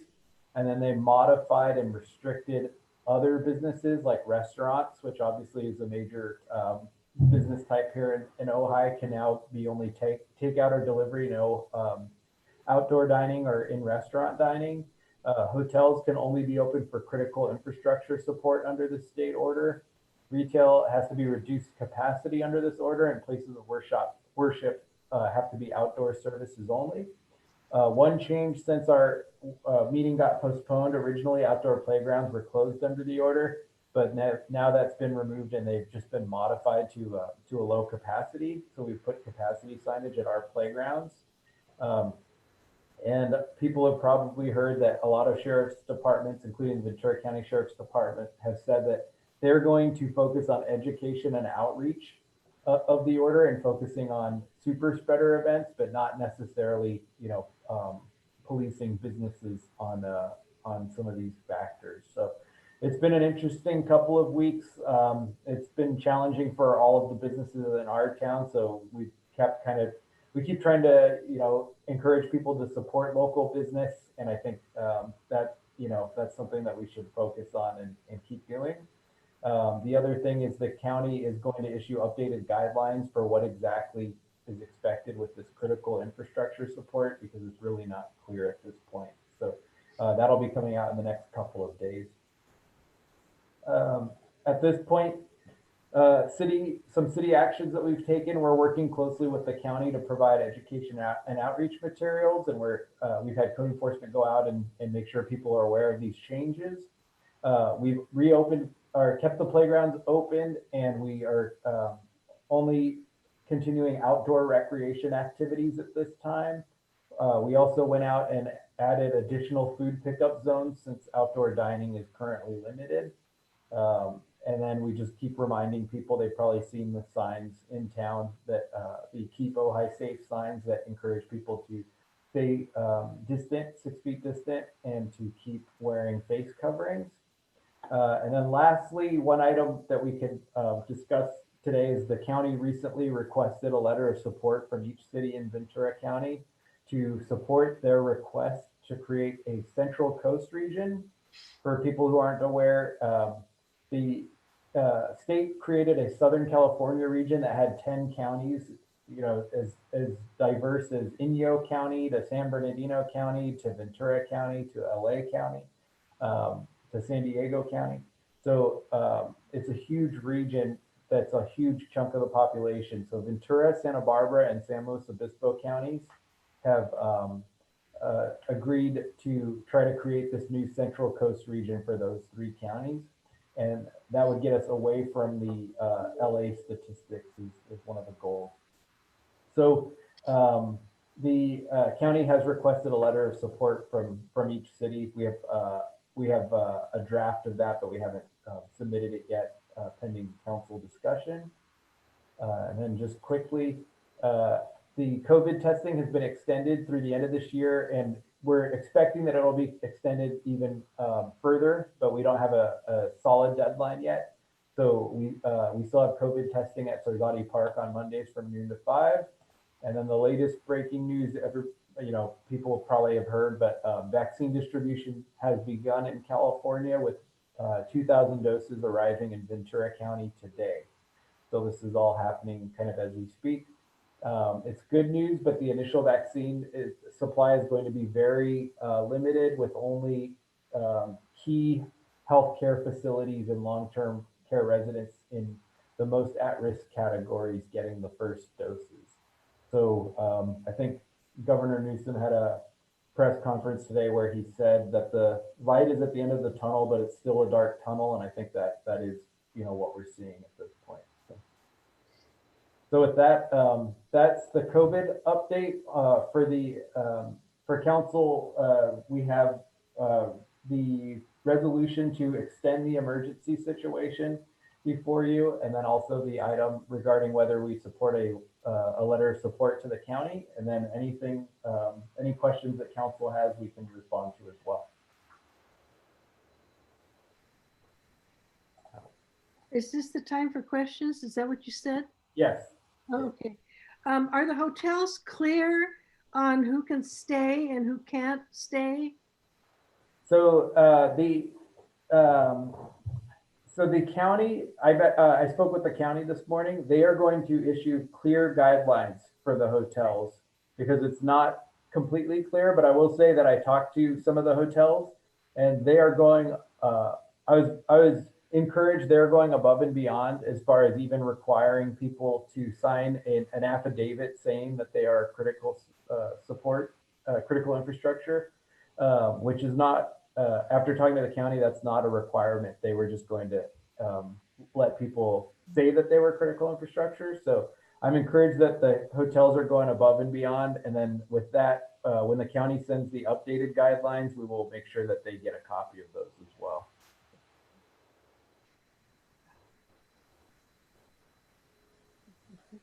Any other questions? Bill, No questions. Matt, any legal issues on COVID?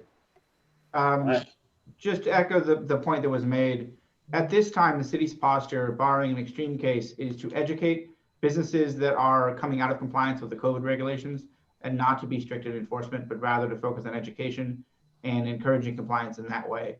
Reserving, of course, the need in extreme cases to use more hard code enforcement tools. Sure. Okay. Thank you so much, James, for all your hard work on this. Thank you. Bill, yeah. I'd like to offer a motion to support the letter for forming a Central Coast region. I'll second that. Great. Vote. And Gail, can you call roll call on that? And so that's a roll call on item 8 then, correct? And we're going to do a separate roll call on the consent calendar item 2D. Yeah, okay. Yeah.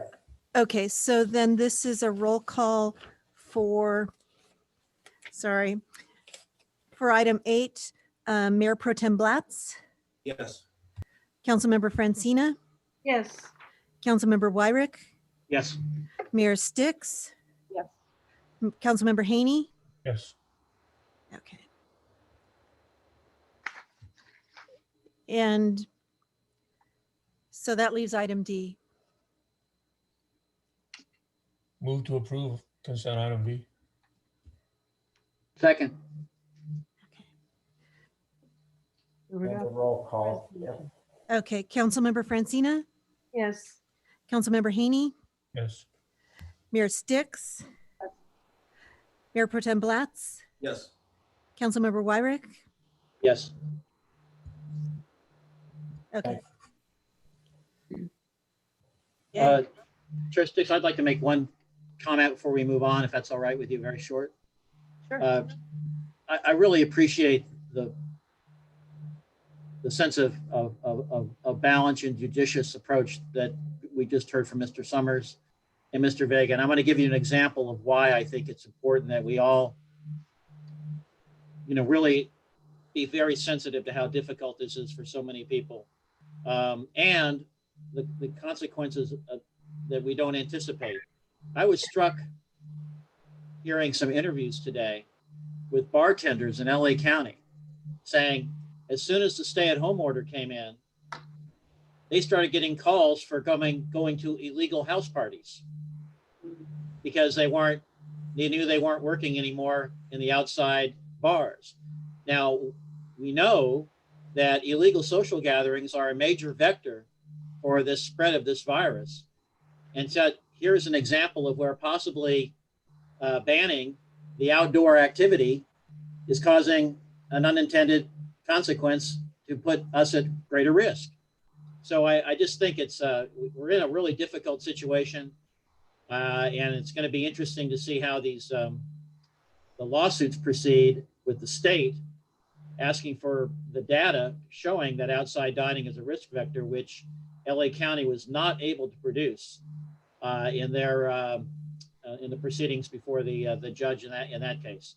I just want to point out we're in a really difficult situation. Yeah. Thank you, Bill. Yeah, and thank you so much, James and Matt. It's a lot going on right now. Okay, so moving on to the next item, Mayor Pro Tem, you ready? Yeah, and I could give a quick, there's not much to report on this, but City of Ojai, we traditionally elect the Mayor Pro Tem at the first council meeting in December, which is tonight this year. The Mayor Pro Tem acts in the absence of the mayor at council meetings or ceremonial events. And we typically begin the process by asking for a nomination by motion from the council. We do not have any public comments on this item, so the item is before the council for discussion. Mayor, may I comment?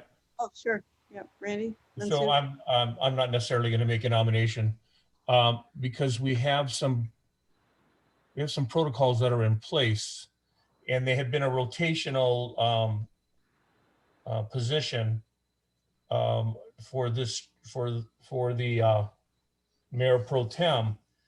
And the reality is it would be Councilman Wyrick's position this year. It would be mine the following year. I believe it would be Ryan and then followed by Suze, if I'm correct. But we've had this procedure in place for almost 6 years.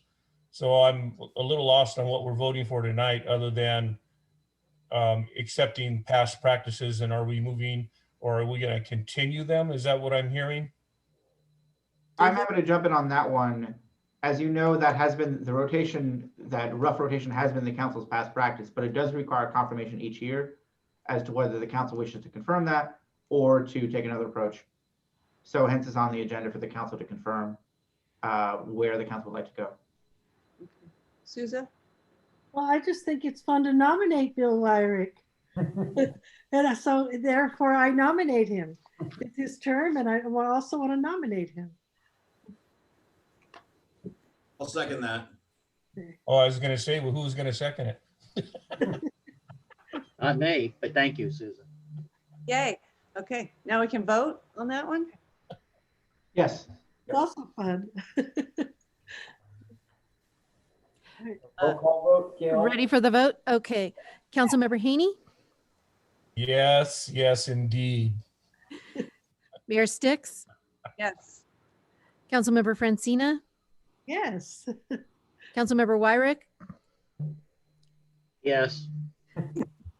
and Mayor Pro Tem Blatz. Yes. I can stop calling me that, Gail. I may have some trouble with that tonight, but I will. No problem. Thank you, Bill. I'm gonna knock on wood here. Thank you. Yeah. Stay healthy, Betsy. All right, thank you. All right, great. Moving on to the cannabis tax. James? Thank you. Just briefly, on June 11th, 2019, the City Council adopted a resolution placing the cannabis tax measure, which became Measure G, on the ballot. That resolution would allow council to set a tax at up to 10%, so anywhere from 0 to 10%. The City Council at the same time did adopt a resolution setting the initial tax rate at 3% for each category: retail and delivery, distribution, manufacturing, and testing labs. So at this time, that is what is currently in place. So council could choose to take no action to leave that in place or take action to modify that. On November 3rd, the measure passed, and as mentioned, I think somebody mentioned earlier, it passed with a 69.2% in favor and 30.8% opposed. Under the, I just mentioned that. The item before you allows council to discuss that. There's a resolution that can be modified as well. It also allows or recommends that council direct staff to bring forward a policy that identifies any revenues from that tax, that it designates those revenues to the emergency reserves, which have been pretty drastically depleted during the COVID pandemic. So the item is two actions for council to determine which rate to set, and then asking for direction to designate the revenues to the reserve. Staff has recommended council implement the tax and direct that policy to be established. So with that, that's the staff report. Question on the staff report, Chair? Yeah. I'm sorry. Chair Sticks, is that all right? Sorry, one more time. I have a question on the staff report. Sure, yeah. Just get a legal report from that first, then we can move on to questions of the staff. Is that okay? I'll make it very brief. Thank you.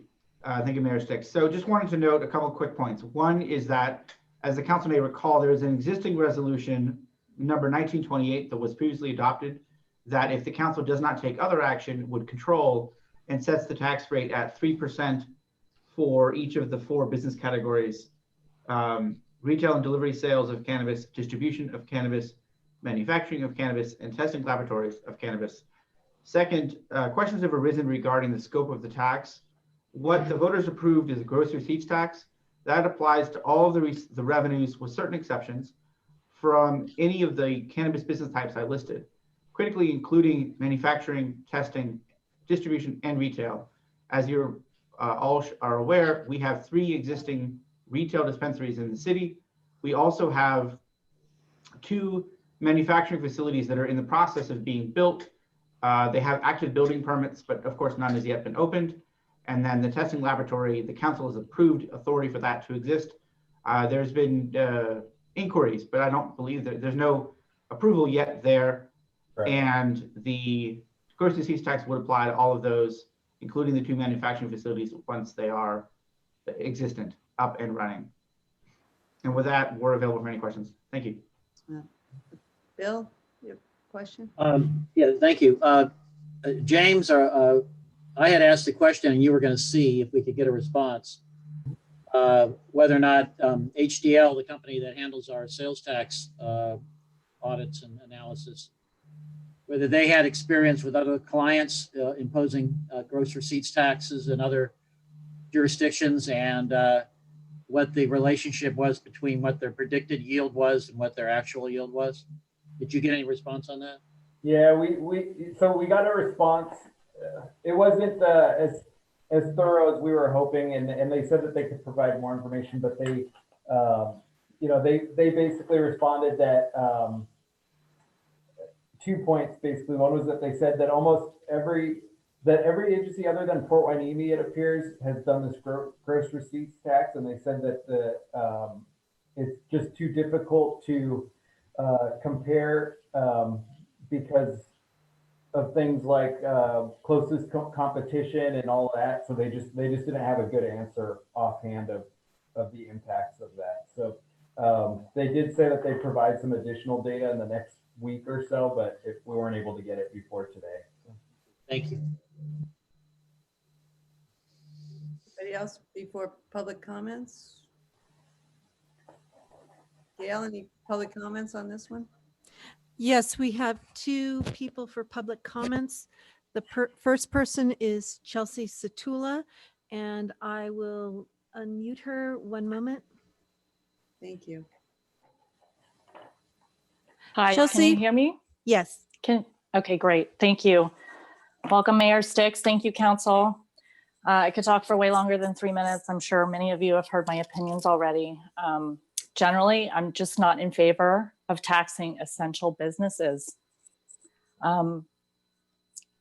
City Manager Vega just expressed support for local businesses, as we all are right now. And so I find it contradictory to both support and tax local businesses at the same time. We can't even qualify for federal COVID assistance. We were denied hand sanitizer by the help of Ojai because we were COVID, we were cannabis. So we're really struggling with this double standard that we're facing of being considered essential and also being considered the savior of the city's problems, yet not qualifying for basic federal COVID assistance like everybody else. In addition, I'll make a couple other points about why I'm strictly opposed to this, and I hope you'll consider reducing it as much as it's in your purview to reduce it. Number one, there's really no medical exemption here. Yes, you've carved out something for people with the medical card from the county.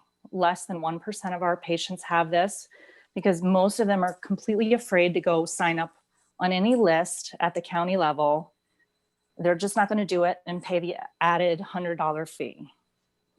3% roughly of our people have gone to the added expense and trouble of getting a medical recommendation, but many of our people are using this for medical reasons. That's why we are considered essential. So I don't think it's just fair to tax us, period.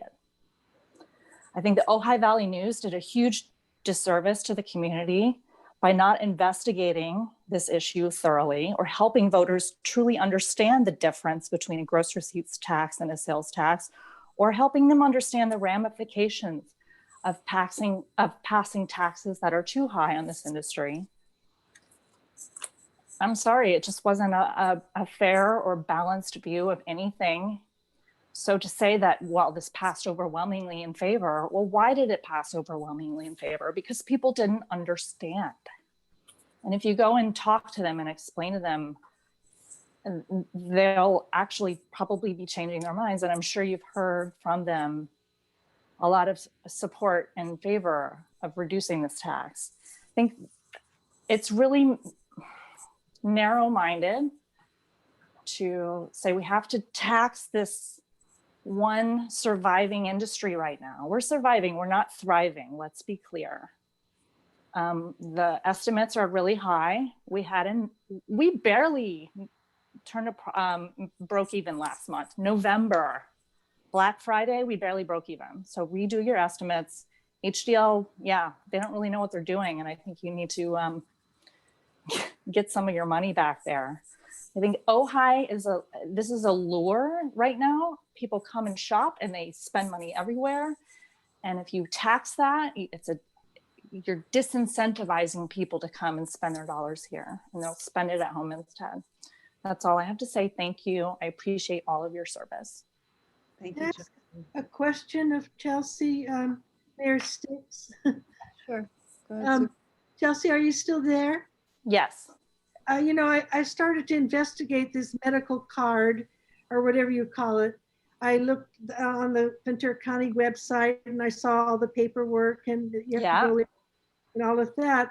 And then I called up the neighbor that lives behind me. I think she's like 87, and she uses cannabis for sleep and for pain. And it always surprises me when she tells me how much it costs per month. You know, it's not cheap. But she says she used to have some kind of card, but she doesn't have a card. She hasn't had a card in years because she gets I guess a senior discount. Is that correct? And plus maybe at some point she had a letter from a doctor. So does a letter from a doctor count? Because not the way your current rule is written. It does not exempt strict medical recommendations. It only exempts people that have the county issued card, the MMIC. So that's something I want a little bit better understanding of, because you know I personally, I can only speak for myself. I'm in a dilemma because you know the majority of the voters did vote for this 3%, but with the understanding that medical cannabis is not taxed, but that's only if they have the card. And there must be some valid reason why so many people or so few people don't have a card, because the second person I called had never even heard of the card. And she's been using it for pain for years and years. She didn't even know. I said, well, you should look it up, you know, but she said because she had a letter from a doctor that she got some kind of discount. So I'm just trying to. Yeah, every store's policy is different. But generally ordinances are written only granting exemptions for people that have that county issued card, which like I said, most people are reluctant to get because they feel like they're going to be on a list. It's also an extra $100 for people that can't afford it. It's just an onerous burden. Okay, so you cannot on your own, what's the word, your own volition, give the discount. You have to prove to the city that the customer had this card, or how does that work? Yeah, they have to furnish proof of their ID from the county.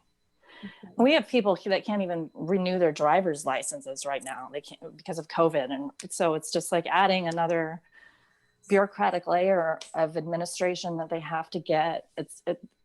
It's difficult for people right now. And you're right, there's a lack of understanding. They don't even know about it. So could we have written this ordinance in such a way, and then this is probably a legal question for Matt. I'm happy to answer that question, yes. Yeah, can we tweak the ordinance in such a way that a letter from a doctor will suffice for no tax? Yes, the council can do that. The ordinance provides in compliance and rather in line with state law and the state exemption from certain state cannabis taxes for persons who possess a county issued medical cannabis ID card. That's the basis for the exemption that's in the ordinance that was approved by the voters. That's in section 1881705 subsection C provides that exemption for anyone who possesses the county issued medical cannabis ID card. The ordinance went further. Section 81710 subsection A allows the council by ordinance to establish exemptions as desired. So the voters did create, endowed with the council, the power to establish a further exemption. So if that was the wish of the council, you could provide direction tonight. We would return with the appropriate legal document to do that. Okay. To expand the exemption to include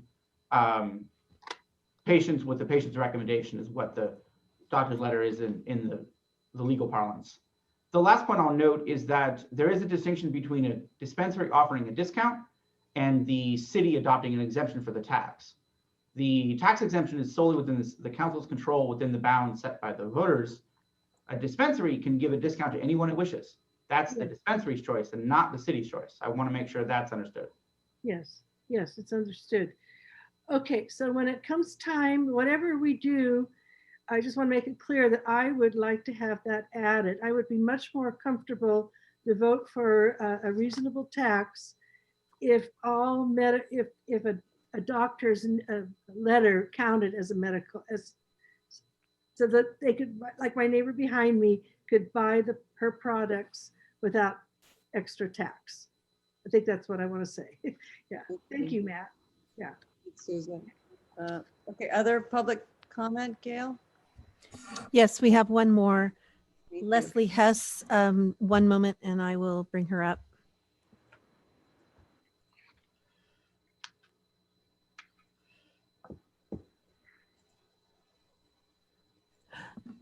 Okay, Leslie, you should be unmuted. If not, go ahead. I want to say first off, good evening to the new mayor and good evening to the other council members. I primarily want to remind everyone of the language that was on the ballot that the voters less than 60 days ago voted yes on, a super majority. And that language says, shall the measure approving an immediate 3% tax on cannabis businesses and approving authority for the city of Ojai to increase the tax on cannabis businesses up to 10% of gross receipts in the future until the voters decide otherwise be adopted. That language is pretty clear, and I'm just here to ask that you respect the will of the voters. An attempt to lower the taxable rates in any category below 3% seems to me would go against the will of the voters. And that's it. Thank you.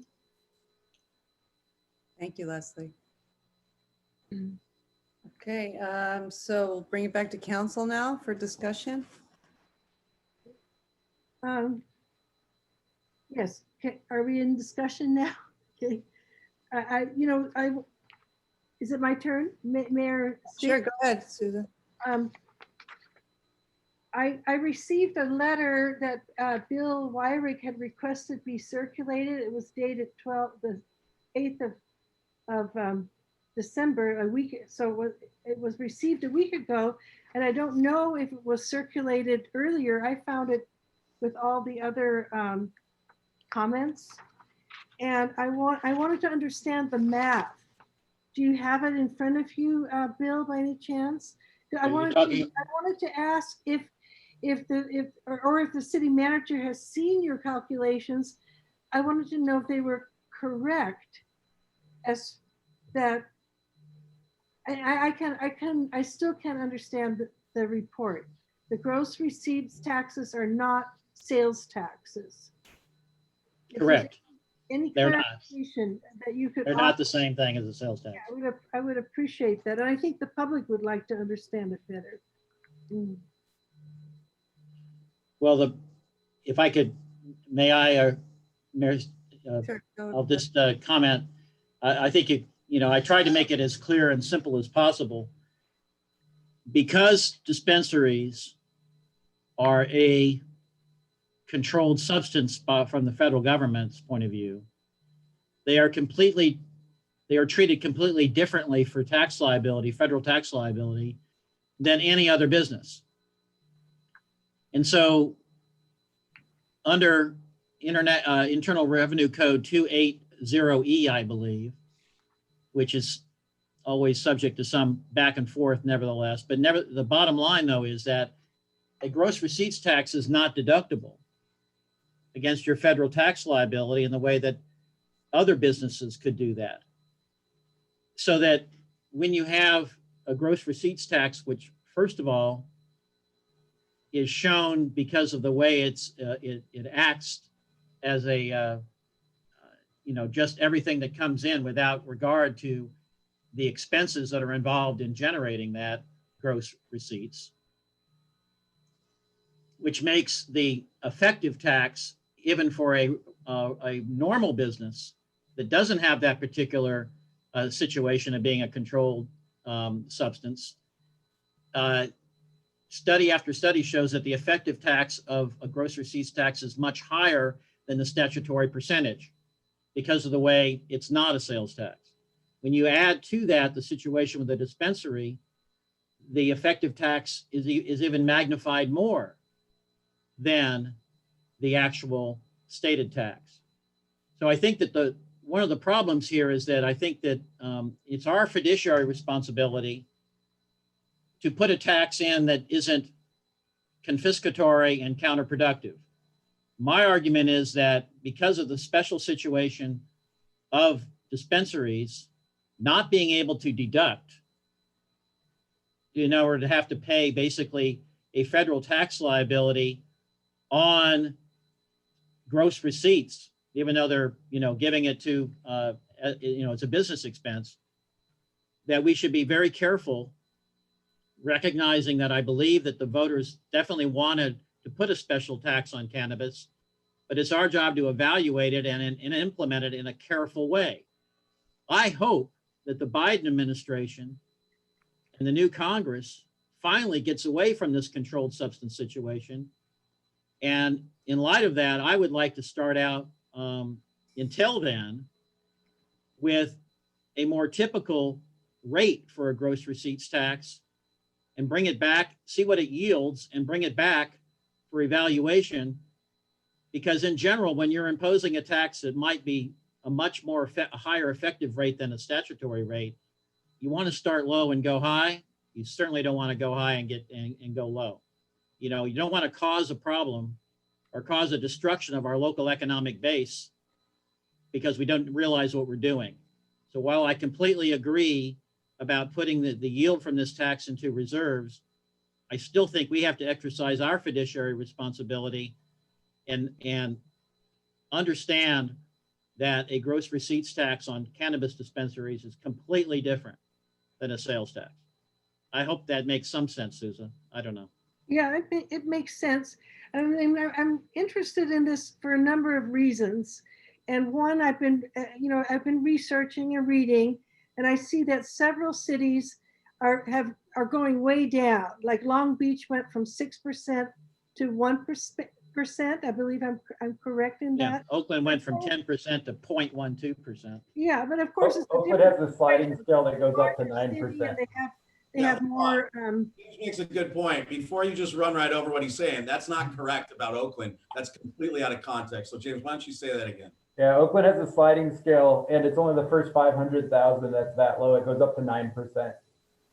So yeah. Ojai, the 3% is. I do want to make sure, like, everybody understands. Ojai has gone above and beyond to support the cannabis industry in Ojai. We were the only city I'm aware of that did not tax this immediately. We're 2 to 3 years into this. We haven't taxed to let all the businesses kind of get their legs beneath them. And we also, the 3% tax is the lowest that we found. That's just a flat tax. Everybody else that is lower scales up and goes much higher than us pretty quickly. So And like I said, every city but Port Hueneme is a gross receipts tax. So we are giving an advantage with even the 3% tax. We are supporting the cannabis industry. And I know it's a new tax, so no one wants to pay more tax, but we really have gone above and beyond. And I just want to make sure, we could always choose to modify that, but the narrative that we are not supportive, that the city council is not supportive of the cannabis industry, I don't think that's accurate. So. I agree with what you said, James. I just want to make that clear. Sorry. Yeah, we've been very supportive, and my point is that I don't want to, we have an anti-formula business restraint on our local cannabis dispensaries because we want them to be locally owned and continue to be locally controlled. And I just think we should recognize that the effective rate on dispensaries of any gross receipts tax is much higher. I don't think that's really arguable, is much higher than the statutory rate. And that's why I think we ought to start low and get some experience and then maybe make an adjustment from there, especially if we're, I think, on the verge of seeing a delisting of the controlled substance category for cannabis dispensaries. Yep, Randy? James, we have 3 dispensaries in town, am I correct? Yeah. And the other 2, have they come to you asking for a reduction in their tax? No. Have they come to you complaining about our business practices regarding cannabis in the community? No, in fact, the only comment we've received from any other dispensary was one was asking if they could expand their hours by an hour, which we're working with them on. So, but no other comment. Yeah, I'm sorry. James, are you sure we didn't get a letter from Jeff Kroll? I did not receive a letter from Jeff. It didn't get circulated. Okay. Yeah, I think some council members got a letter from him basically laying out the vast difference between the effective rate and the stated rate in the case of a gross receipts tax on dispensaries. Right. I just wanted to finish up. You guys know where I stand on this. I wanted to tax it higher. So you're not going to see me do any reduction, that's for sure. And I just feel right now personally that we're bending to the needs of one individual when all the dispensaries have not come forward and have not made this claim and have not raised these issues. And these issues were there before we passed this. So it's kind of like this is hindsight. I don't know. Like I said, I'm struggling with this. It seems like one person made a request and now we've got to change policies, practices, and procedures versus a whole community of our, quote, 3 dispensaries. So I don't know. I can't support it. That's where I stand. Ryan? Yeah, I think Randy brings up a good point. We spent 4 months in an ad hoc committee meeting with each individual dispensary. They said 0 about the gross receipts tax. We spent months deliberating about this issue in multiple council meetings, and we didn't hear any of these arguments from our council members then. We then put it on a ballot. We had ballot argument. We had a ballot measure. We had pro and con arguments. We had the independent review by the city attorney. None of these issues were raised during any of that. Now, after an election at 69.2%, we're suddenly now going to say, this wasn't right the entire time after we put it out in front of the public and let them vote on it like that. I don't understand what we would possibly be thinking overturning a vote in the first council meeting after an election where we have an opportunity to do it after 69% of the public did it. And if you're saying that we were all wrong, well, where was any of this analysis when we were at any point during this process? And I can say that we met with the dispensary owners, each one of them, Susan and I sat down with extensively. We discussed this. In fact, when we brought this to council, it was going to be a 4% tax. And it was argued that it should be moved to 3%. And we passed it at a 3% beginning with no argument whatsoever about getting any more. In fact, that took 25% off of what we were doing right there. The amount of money, if I am correct, I believe Mr. Wyrick in something online, which I don't understand why you took this argument online to the public rather than into in-house at any point to our staff, to our colleagues, to anyone. You went public with this before anywhere else. And if you wanted to pass it at 0.5%, the amount of money wouldn't even cover repaving part of Bryant Street where we have additional traffic, at least in the minimal that we're going to have to pay for additional services out there in an area that doesn't have sidewalks, that has a weird, circular pattern that isn't even designed for this, where it was jammed in before.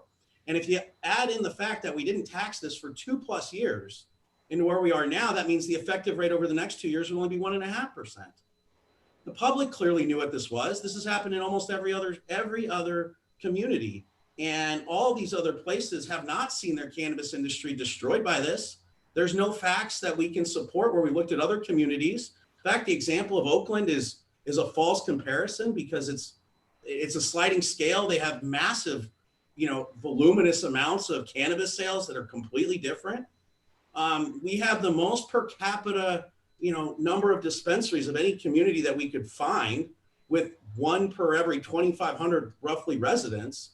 And we're talking about being the only community that we're aware of that stepped into this without any taxation whatsoever to at least mitigate the additional costs we had. In addition to that, we debated at length about the cost of the permitting fees and the renewal fees on the licenses. And that was not addressed as something that should be, because that could be another way to recoup this. That wasn't addressed at that point whatsoever. And we have some of the lowest fees in that. In San Luis Obispo County, the renewal fee is like $60,000 a year. Under a 0.5% tax, we wouldn't even collect $60,000 over a whole year out of all 3 dispensaries. So I'll say this: if we're wrong and we're going to put people out of business, then we do need to balance whether that's correct. But the idea that we're going to overturn that before seeing how it works, when it's worked in all these other communities and we haven't seen the dispensaries go under, it just doesn't make any sense. Now, if we want to come back after Q1 of 2021 and review this again, I'm fine to do that. We want to put this on an agenda down the road a little bit where we can get some more data from HDL and look at it again. We did intentionally put the ability of this council to change it from anywhere from up to 10%, but it can go down, it can go up. I have no problem reviewing it if it's going to be problematic, because I definitely want to support our businesses. But let's not forget, I've been in meetings. I mean, when we were vetting this at first, I met with the people in Port Hueneme. We talked. Everybody thought we were kind of a laughing stock for not having any taxes on this, and to pass a tax that doesn't even honestly take care of the roads in front of the dispensaries where we put them seems kind of being asleep at the wheel. And to overturn the public vote on that just seems kind of Trumpian, to be honest. To overturn a pretty heavy public vote in support. Yeah. Chair Sticks? Bill, yep. Ryan, I don't understand how, when the plain language of what we passed by this council said that the range of choice was specifically from 0 to 10% with a default of 3. You've acted like you're trying to state that what was put before the voters was 3% or up. That is not what was put before the voters. I just said it could go down. No, you said that. What was put before the voters was they want whether they want a special tax on cannabis, which I know, obviously I think means, you're taking a retail product and putting a special tax on it. And the voters said definitely to do that. But the voters also specifically approved that we exercise our judgment about how to roll it out. That's what the voters approved. That's what was put before the voters. Well, I disagree. So to say that we're overturning something and the voters approved us exercising our judgment, I think is a little disingenuous. Now, I know I may not have the prevailing point of view here, but I can tell you that as a rule, what's happening in across many jurisdictions is that they're realizing that starting out too high and then adjusting down low is not the best way to manage the cannabis sector of your economy. And I'm just suggesting that I provided lots of evidence that I don't see being refuted, that the typical gross receipts tax is much lower than 3% when you're looking at it just like any other product. I provided lots of, citable evidence to that. So I don't understand why we can't exercise our judgment, which is what the voters gave us. And again, we can disagree about that judgment, but I don't like the idea that somehow it's overturning the voters when the voters gave us that judgment to exercise. And Randy? Well, I'm ready to make a motion. I'd like to respond to that. We just were read from the public the exact language of the ballot measure. And if I'm not wrong, it very clearly said immediately 3% until decided by the public to not do it anymore. It said which was not the measure that this council voted for. That's the measure that was literally put on the ballot. Matt, go ahead. Okay. How would we not approve it? I know we approved it. Let me read the language that was in the ballot label. Recall that the ballot label is not what is approved. The ballot label is the label in the ballot book that the voters read. We hope that all voters also read the ordinance, which was also in the ballot book and also on the city's website. The ordinance made clear that the authority granted to the council is to set a tax rate between 0 and 10%. But the ballot label reads as follows. Shall the measure approving an immediate 3% tax on cannabis businesses, which will potentially add $465,000 to $1,550,000 annually to fund general city services, and approving authority for the city of Ojai to increase the tax on cannabis businesses up to 10% of gross receipts in the future until the voters decide otherwise, be adopted. That what I've just read, the language that was in the ballot book. I understand that, and we now know that number was not professionally prepared and assumed 0 impacts from the imposition of the tax. One clarification there is no requirement for professional preparation of that number. Instead, I know there's no need to be accurate in terms of the information provided to voters. I know that's unfortunate. Reviewing what it actually Again, said. to clarify, IRS's problem. We can't fix it right now. But no other city has dealt with this way. I agree, the federal government's got to figure it out. But the Congress has voted on legalization, the Safe Banking Act, everything is there. The Senate hasn't passed it. Now, what are we going to do? Are we going to be beholden to the federal government taking the tax money out of our community that we need when we're in a fiscal crisis like never before, when we have 69.2% of the public's vote? I'm happy to review this in a few months, and maybe that's not the best way to do it, but overturning it before we even started after the public voted on it is... Again, you're saying we weren't given discretion, and we were. Well, I guess the letter of the law and the spirit of the law are two different things. When you say immediately 3%, I'm pretty sure that's both the letter and the spirit. Okay, Randy. So Betsy, remember we talked about this. How this operation works. It's so interesting. So what I'm hearing is we were inept from the get-go. And then we presented our ineptness to the community, and the community agreed with us. And now we're coming back and we're telling the community not only were we inept, but now we want to change what they voted on. So again, I think the community knew exactly what they were voting for. And that was a 3% tax. And so again, if we're ready to receive a motion, I'm ready to move this forward, because I think we're just beating this to death. Souza? Now, I'm comfortable to go with the 3% at this point, if the motion does include the understanding, and Matt can help with the language, that all medical exemptions are exempt from this tax, and that we review it at some point. I don't know what's a reasonable amount of time. I wish in my heart of hearts that it could be lower, but I do agree that that the voters have when they voted, they did understand that it would be 3%. If I went in lower, it would not be 0.5%. It would be, something in the middle. And maybe we could look at that later. If this, I would love to have more figures, but I'm just expressing that I'm going to go along with the 3% if it does include the medical exemption, even without a card, and a review. If you can help me with Ryan, maybe what is a reasonable time to look at?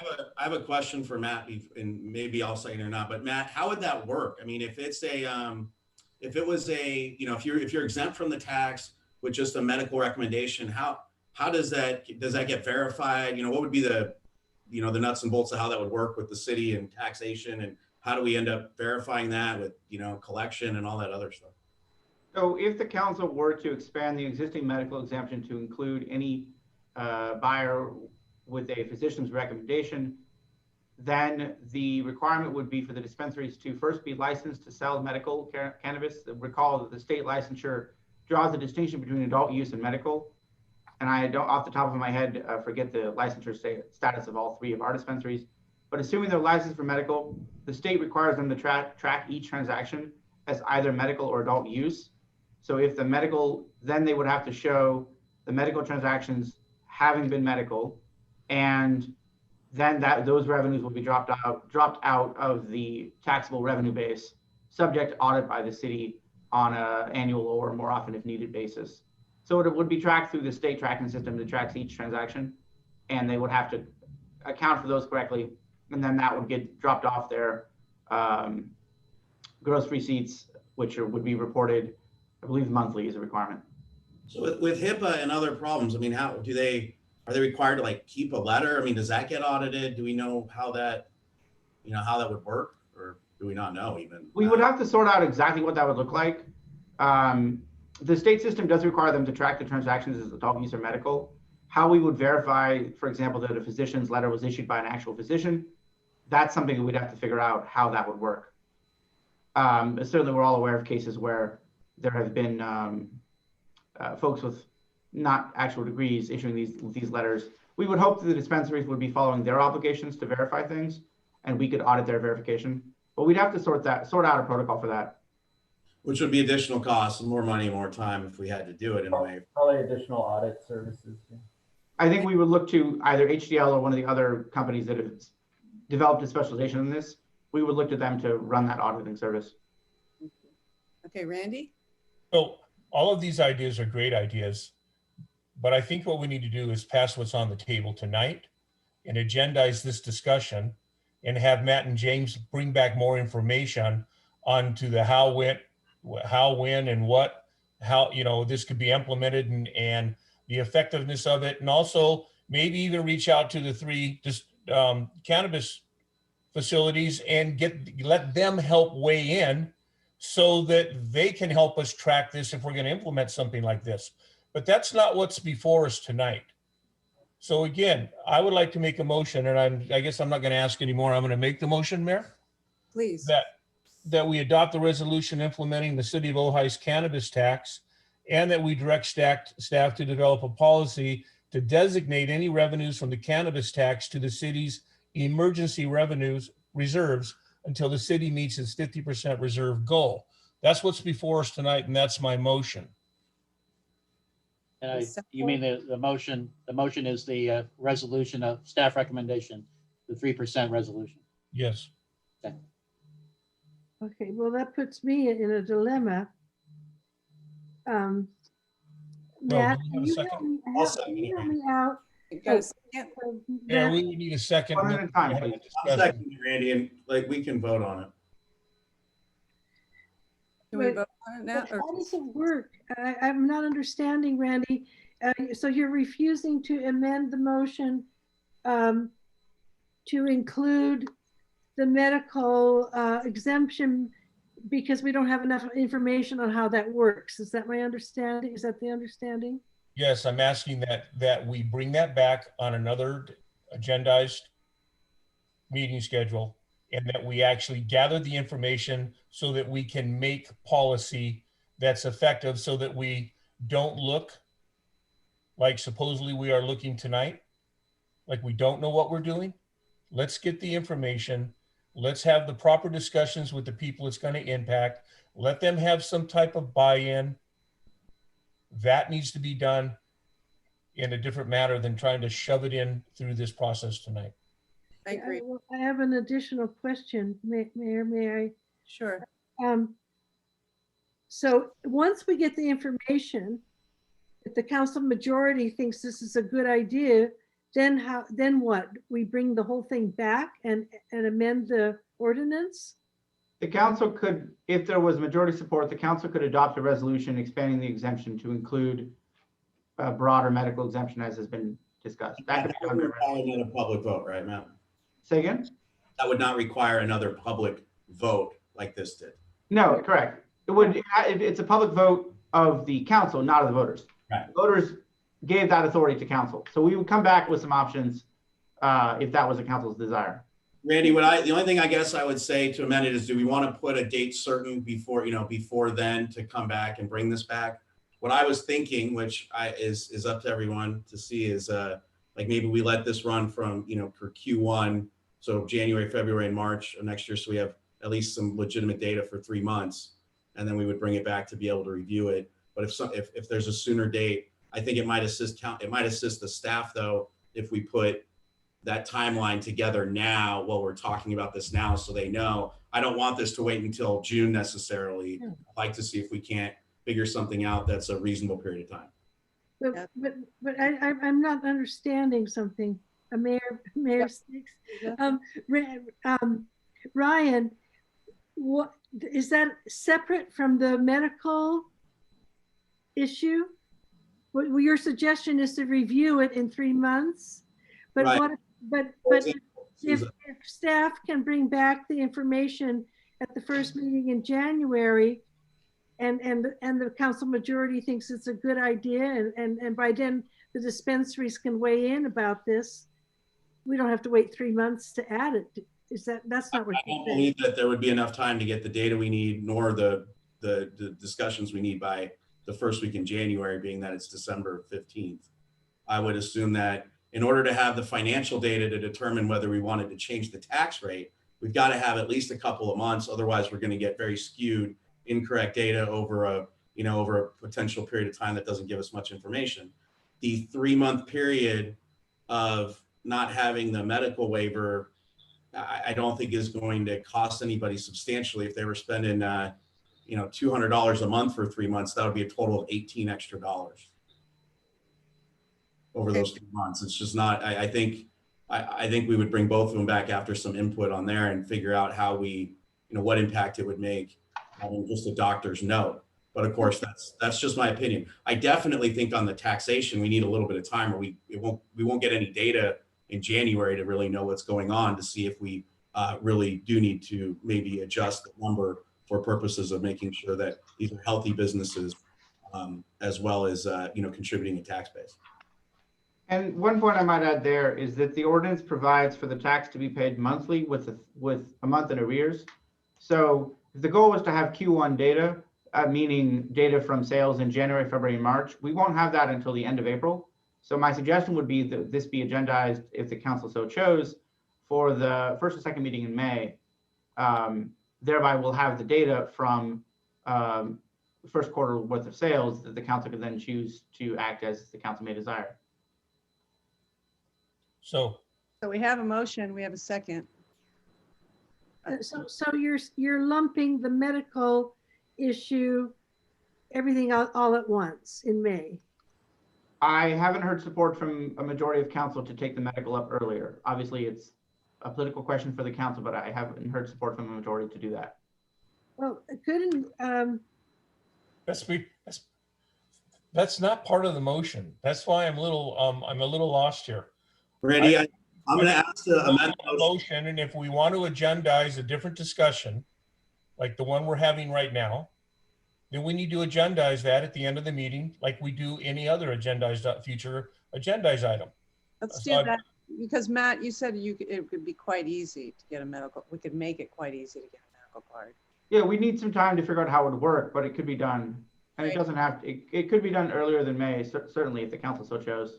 Well, Randy, I'll make this easy. I'm asking you to amend the motion that for the purposes of adjusting the tax rate from 3%, that we go with what Matt said and we agendize it for certain right now as part of the motion in the first meeting in May, so that we have collected data for January, February, and March, which is Q1 2021. If we have not added that to an agenda for two council members agreeing to put it on the agenda as far as the medical card situation, then we will also hear that in May. But at any point, two council members can bring that back to the agenda then, and we can review the medical card. So Souza, if we find out that the medical card issue should happen sooner than the potentially reviewing the tax rate, then we can do that sooner. It'll just require a second from you and whoever to put it on that agenda. And I would agree that if we can get that data sooner, I can tell you that pending what we hear later, I would support you in getting that on an agenda sooner if we needed to. Okay, thank you. All right, thanks. Okay, we ready to vote? That would be in order.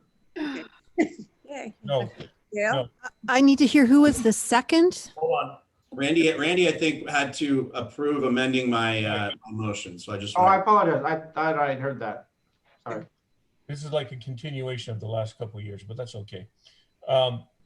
So we're going to amend it, Ryan, as you agreed. My concern was that it didn't touch on what Souza's concern was, and that's this medical card. So again, if we're going to do the medical card, we need as much information as to how that policy is going to be implemented, how it's going to be tracked, and how it's going to affect businesses as well as the city. So again, I have no problem coming back to that at a later date. Ryan, I'll accept your amendment, providing that we make it for May so that we have a 3-month record and we have the opportunity to collect those taxes and understand them better. Ryan's suggestion was if we can get the data sooner, that we put it on the agenda sooner, and that's what I would really like. Well, I'm not going to agree to that part of the amendment for the simple reason that we're in COVID, and I keep thinking that we forget that. But I think our city manager and staff have a tremendous amount of work on their plate already. Let's give them the opportunity to gather this information, interact with the people they need to interact with, and bring it back to us in the best possible way so that we can make the best possible policy decisions. James, do you have any feedback on that? I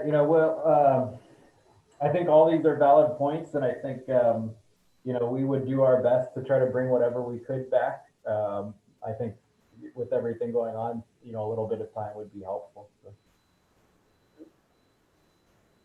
Well, again, Randy, the motion would be amended to say we're bringing it back. And Ryan, I accepted that, and I accepted that. Yeah, and then we will in May address the medical card issue unless two council members ask to put it on agenda sooner. That's always a policy anyway. We're not going to be able to stop that. So that's not really a change. That doesn't even have to be part of the motion. Unless that policy changes. Unless that policy changes, which I don't have any inclination it is. But that way, at least we'll say, Souza, if not any sooner, then we're reviewing both in May. Does that work for you? That's fine. And then I would discuss with James, because I don't want him to feel pressure, or I know that he's probably very overworked, but if he can get the data sooner, then I would ask for support to put it on the agenda sooner. Okay. Right? That's the understanding. And that could be asked at any future agenda item, whether tonight or at another meeting. Right. I'm fine. Right. It doesn't need to be attached to anything. No. Yeah. Okay, great. Y'all ready to vote? Not really, but I didn't hear who the second was. That was me. Ryan, wasn't it? Okay. Okay. Councilmember Francina? I don't want to be first. Reluctant, yes. Councilmember Haney? Yes. Mayor Pro Tem Wyrick? No. Mayor Sticks?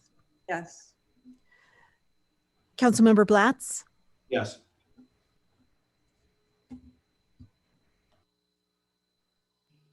Okay. All right. Thank you. Moving right along to the license plate reader. James? Yes, thank you. And I'm going to do a brief introduction. We also have Chief Rivera, who will be available to answer questions here. But the automated license plate readers, the Ventura County Sheriff's Department recently requested installation of these mounted automated license plate readers at 4 locations in the city. Those 4 locations are at Saddle Lane and on Maricopa at Koyama, on Highway 150 near the Vaughn Shopping Center, and on Highway 150 at Reeves Road. We have spoken with the sheriff's department. The city attorney and I reviewed this issue and determined that the city is required to adopt its own policy prior to usage of these readers. So we brought the item forward for city council to consider whether to adopt a policy to use these readers.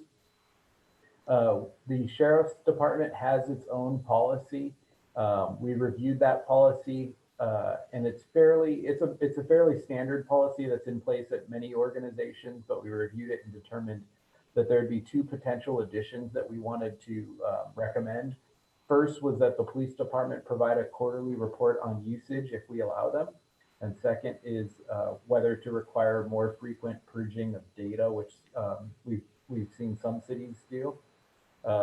And so this item is on the agenda for council to discuss whether to allow these readers and if and whether to adopt or request any modifications to the policy, if so. As I mentioned, Chief Rivera is present, and we've asked him to just kind of explain, how these are used and how they could be beneficial, and then to take questions from City Council. So if it's appropriate, I'd like to have him weigh in at this point. I'm bringing him in. Okay. So Chief, you're on mute if you're on. He should be. Can you guys hear me? Yes. Oh, very good, very good. Good evening, Mayor Sticks and council members. I'd like to talk a little bit about the license plate readers. Automatic license plate reader technology has been in use in Ventura County for a number of years. It is widely used along our freeways and in various cities and county areas. This technology allows for the automatic detection of license plates, recording of the plates, and also a photograph of the vehicle associated with those license plates.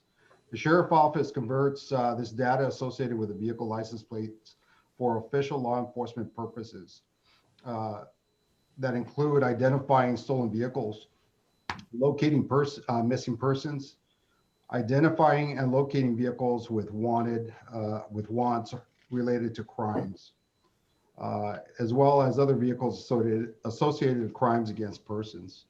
The sheriff's office has posted use and privacy policy regarding the use of automatic license plate readers and is in compliance with the current requirements of California Senate Bill 34, which became effective on January 1st, 2016. The bill establishes requirements regarding the operation and the use of ALPR systems and the data it captures. And our policy can be found on the sheriff's website on the internet. ALPR devices have been in use in the city and county areas of Ojai Valley for the past 6 years. These devices are mounted on 2 patrol units two patrol units that patrol the Ojai Valley, 1 in the city and 1 in the county, and on 1 electronic reader board trailer. We have been operating under the sheriff's policy and the requirements of SB 34 and the state civil codes which are related to the use of the ALPR systems. Yearly audits are conducted by the sheriff's office and by designated personnel to ensure the system is being utilized for official and legitimate purposes. Per sheriff's policy, no member of the sheriff's office is allowed to operate or access ALPR equipment or access the data without first completing the department-approved training and are certified.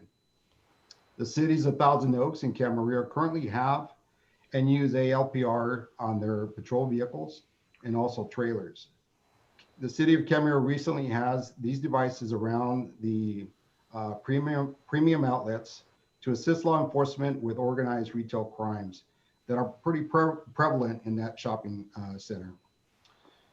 In June 2020, the Ojai Police purchased the service of 4 portable ALPR devices utilizing COPS grant funding for year 2019-2020. These devices are the size of a game camera and will take several pictures of vehicles and license plates that pass through its field of view. The photographs capture a photograph of the vehicles, not the drivers or the occupants. These are not high quality definition type cameras that can photograph drivers or occupants like the traffic cameras you see in some of the cities. These devices are not hardwired into electricity. They are actually solar powered. The Ventura County Sheriff's Office utilizes the ALPR technology to capture and store digital images of license plates and vehicles while recognizing the established privacy rights of the public. All of the data and images gathered by the ALPR are for official use of this department. Because this data may contain confidential information, it is not open nor available to the public for review. Photos of the vehicles are taken to confirm the license plate information matches. Whenever there is a hit on the license plate from a mobile unit, it is the sheriff's policy that the deputy confirm the license plate and ensure the alert and WAN is still active by contacting sheriff's dispatch before any enforcement action is taken. The deputies will not rely solely on the ALPR hit to take action. In case there is a reported erroneous data in the ALPR system, the sheriff's policy addresses a procedure that will take the correct information.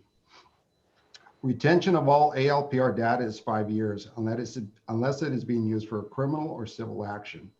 This data is physically purged automatically after 5 years and will no longer be accessible. All saved data is closely safeguarded and protected, both procedural and technological means. The Ventura County Sheriff's Office observed various safeguards regarding access to and use of the stored data. All stored ALPR data shall only be accessible through a login, password-protected process capable of documenting all access to the information by the user, date, and time per the Civil Code. This information, this includes an authentication process that requires a user password and a reason for access, including a report number associated to the crime being investigated.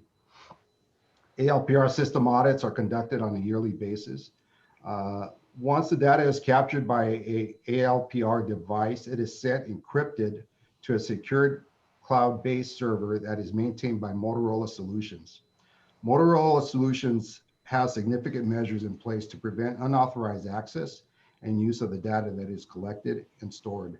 They also conduct regular audits to ensure that the data that is being accessed is by authorized users for a legitimate purpose. The Ventura County Sheriff's Office does share its ALPR data with other law enforcement agencies upon the execution of an interagency agreement.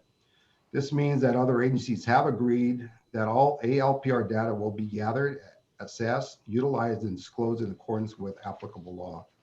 Each of these agencies, by way of agreement, further commits to having only authorized users access ALPR data for legitimate purposes and conduct and maintain audits as defined in the department's policy. The Sheriff's Office does not share ALPR data with commercial or private entities. If another law enforcement agency does not follow our agreement or requirements, data will not be shared. The audit conducted yearly also includes an audit of outside agencies who are granted access to our server. If any violation is identified, they could be excluded from future access. There is also commercial ALPRs being widely used by vehicle recovery companies. This information that is collected from these commercial reads is accessible to law enforcement and has proven beneficial with a quick recovery of stolen vehicles. These quick recoveries have allowed the victims to have their vehicles returned quicker and in many cases undamaged. Some of the examples that probably would have benefited us in investigations was early in the year, we had some burglaries over at the True Value and Rexall pharmacies. We had several guns and ammunition that were taken from the True Value stores, and luckily nothing was taken from the Rexall. But we didn't have any leads on the suspect in this case, and it remains unsolved. In 2019, Ojai Greens was burglarized. Several iPads were taken. Again, there were no leads that could have been that were established, and the crime remains unsolved. We've had several vehicle crime sprees in the city. One that happened in October, and another one just this month in December, where several unlocked vehicles were open and items were taken from those vehicles. Again, these devices could have helped in each one of these cases. And these are just a small example of how the device could assist us. Some success stories. In Thousand Oaks, there was an attempted abduction of a 16-year-old female from a city trail. It was a failed abduction. The suspect fled the scene, but luckily there was a deputy that drove through the parking lot with a license plate reader and captured all the vehicle plates that were in that lot. They were later able to identify a partial plate for the suspect vehicle, and were able to track that, compare it to the cars that were in the lot at the time. Suspect was caught in San Diego and was arrested. DNA analysis actually linked him to several sexual assaults that happened in the city of Ventura. So he was also charged with those crimes. In the city of Oxnard, out in the county area, Silver Strand area, there was an LPR hit on a vehicle. It was actually a motorcycle on the back of a truck that was stolen out of Northern California. Detectives detained the suspects and recovered the stolen motorcycle, a loaded gun, 40 pounds of marijuana, and $2,500 in cash. These stories can be found online on the internet if you want to look them up. The following case was not submitted to the media, but I'll mention it since it just happened here in the heart of Ojai. On 12/3, a Ventura County Sheriff's deputy assigned to the city of Ojai was traveling on the 200 block of Ojai Avenue, which is right in front of the arcade, when he was alerted by his automatic license plate reader of a stolen vehicle that was parked on the street. The vehicle was unoccupied, so the deputy stopped to investigate and were able to identify 2 subjects associated with the vehicle, and determined one of them was in possession of the keys to that vehicle. The vehicle was stolen out of Santa Paula, and the person responsible was out of Oxnard and also had a warrant out for his arrest for vandalism. He was obviously arrested. There was also mention of a California legislator audit that was completed earlier this year. The audit was conducted of 4 different agencies, 3 in Northern California and 1 in Southern California. There were several issues identified with these particular agencies. One of the 4 agencies was missing their ALPR policy. Our policy has been in place for a number of years, I believe it since 2015. The other agencies were identified by audit as lacking some of the policies requirements for those operating and maintaining an ALPR system, all of which are currently in place with the Ventura County Sheriff's Office. The audit does not reflect all the other agencies who are properly operating under the requirements of the state civil code. Now, my biggest fear, is having a significant incident in the city. Worst case scenario, someone's loved one is hurt during a commission of a crime, a late night burglary, a robbery, a hit and run suspect who flees, and there's no information that could lead us to their capture.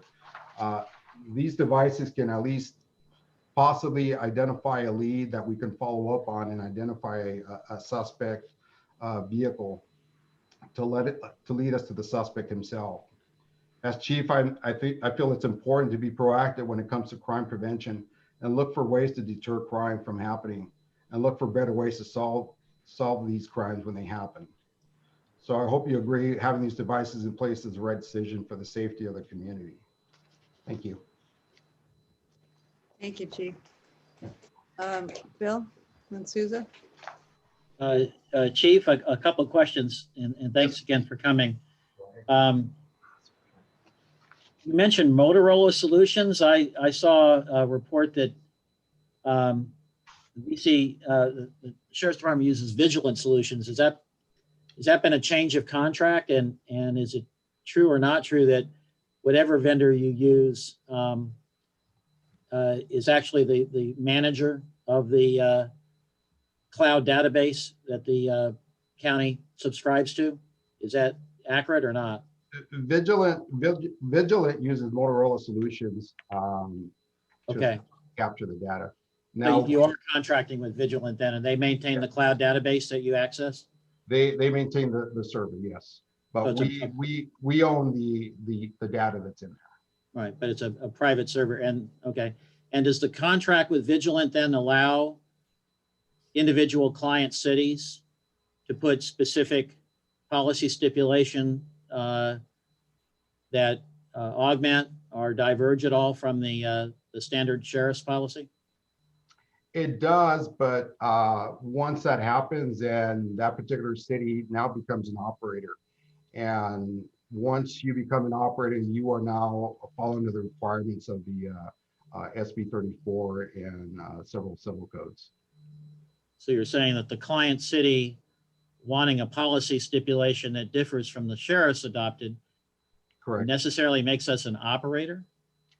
Yes, because the sheriff's department has its own policy, and we have our own, basically our account. So what we would do in this situation is we would take the cameras and put them into our account, and they would fall under the requirements that we already have in place. Now, if you want to make your own policy and your own requirements as far as data retention, then that would fall under you, the city becoming an operator, and it would have its own requirements. Is that a legal requirement or basically a policy determination by the sheriff's department? No, it's a legal requirement. Mr. Summers, you agree with that? Let me rephrase it. So under Senate Bill 34 and Civil Code Section 179890 at SEC, if an automated license plate reader camera is to be operated by a government, the city council or the board of supervisors for the county, the elected body, must have adopted a policy governing its operations, including data retention and the other issues raised by Captain Rivera. The sheriff's department's position is that if the sheriff's department is the sole operator of a program, of a plate reader system, then the system comes under the county's policy. I agree with that, with the caveat that the sheriff's department has to be the sole operator of the program. The reason this item is on the council's agenda tonight is the cameras that were installed but not yet turned on are intended to be operated by the sheriff's department, but require, or rather use, city resources. They're placed on city right-of-way, they are placed on city poles, and were installed with city staff. Those actions require approval by the city council, this elected body, as an operator, or here a co-operator with the county. The sheriff's department has added the position that if the city adopts its own data retention policies different than the county's, then the city would be the operator. But my position is the sheriffs have already requested the city to be the operator by installing the cameras using city resources and city personnel on city property. Actions that cannot, hence they can't be turned on until this council adopts the policy if desired. Okay. Mayor, I may have other questions, but I don't want to hog the Q&A. There's a question. Oh, Chief Rivera, yes, thank you for the presentation. I did my best to follow it and understand it, but I wasn't clear. I kept hearing you say the deputy had an automatic license plate reader. So there's the cameras are in Ojai. The cameras would be installed at 4 locations. Is that correct? Correct. And the ones in the vehicles are much different than the ones that we purchase a service for. So the ones in the vehicle are mobile, and they take photographs of, depending on where the patrol unit goes, it'll be snapping pictures. And the fixed devices, the ones that we're looking to operate, they are portable. They can be mounted to a pole or anything like that, and they're solar powered. Currently, we have 3 on Edison poles.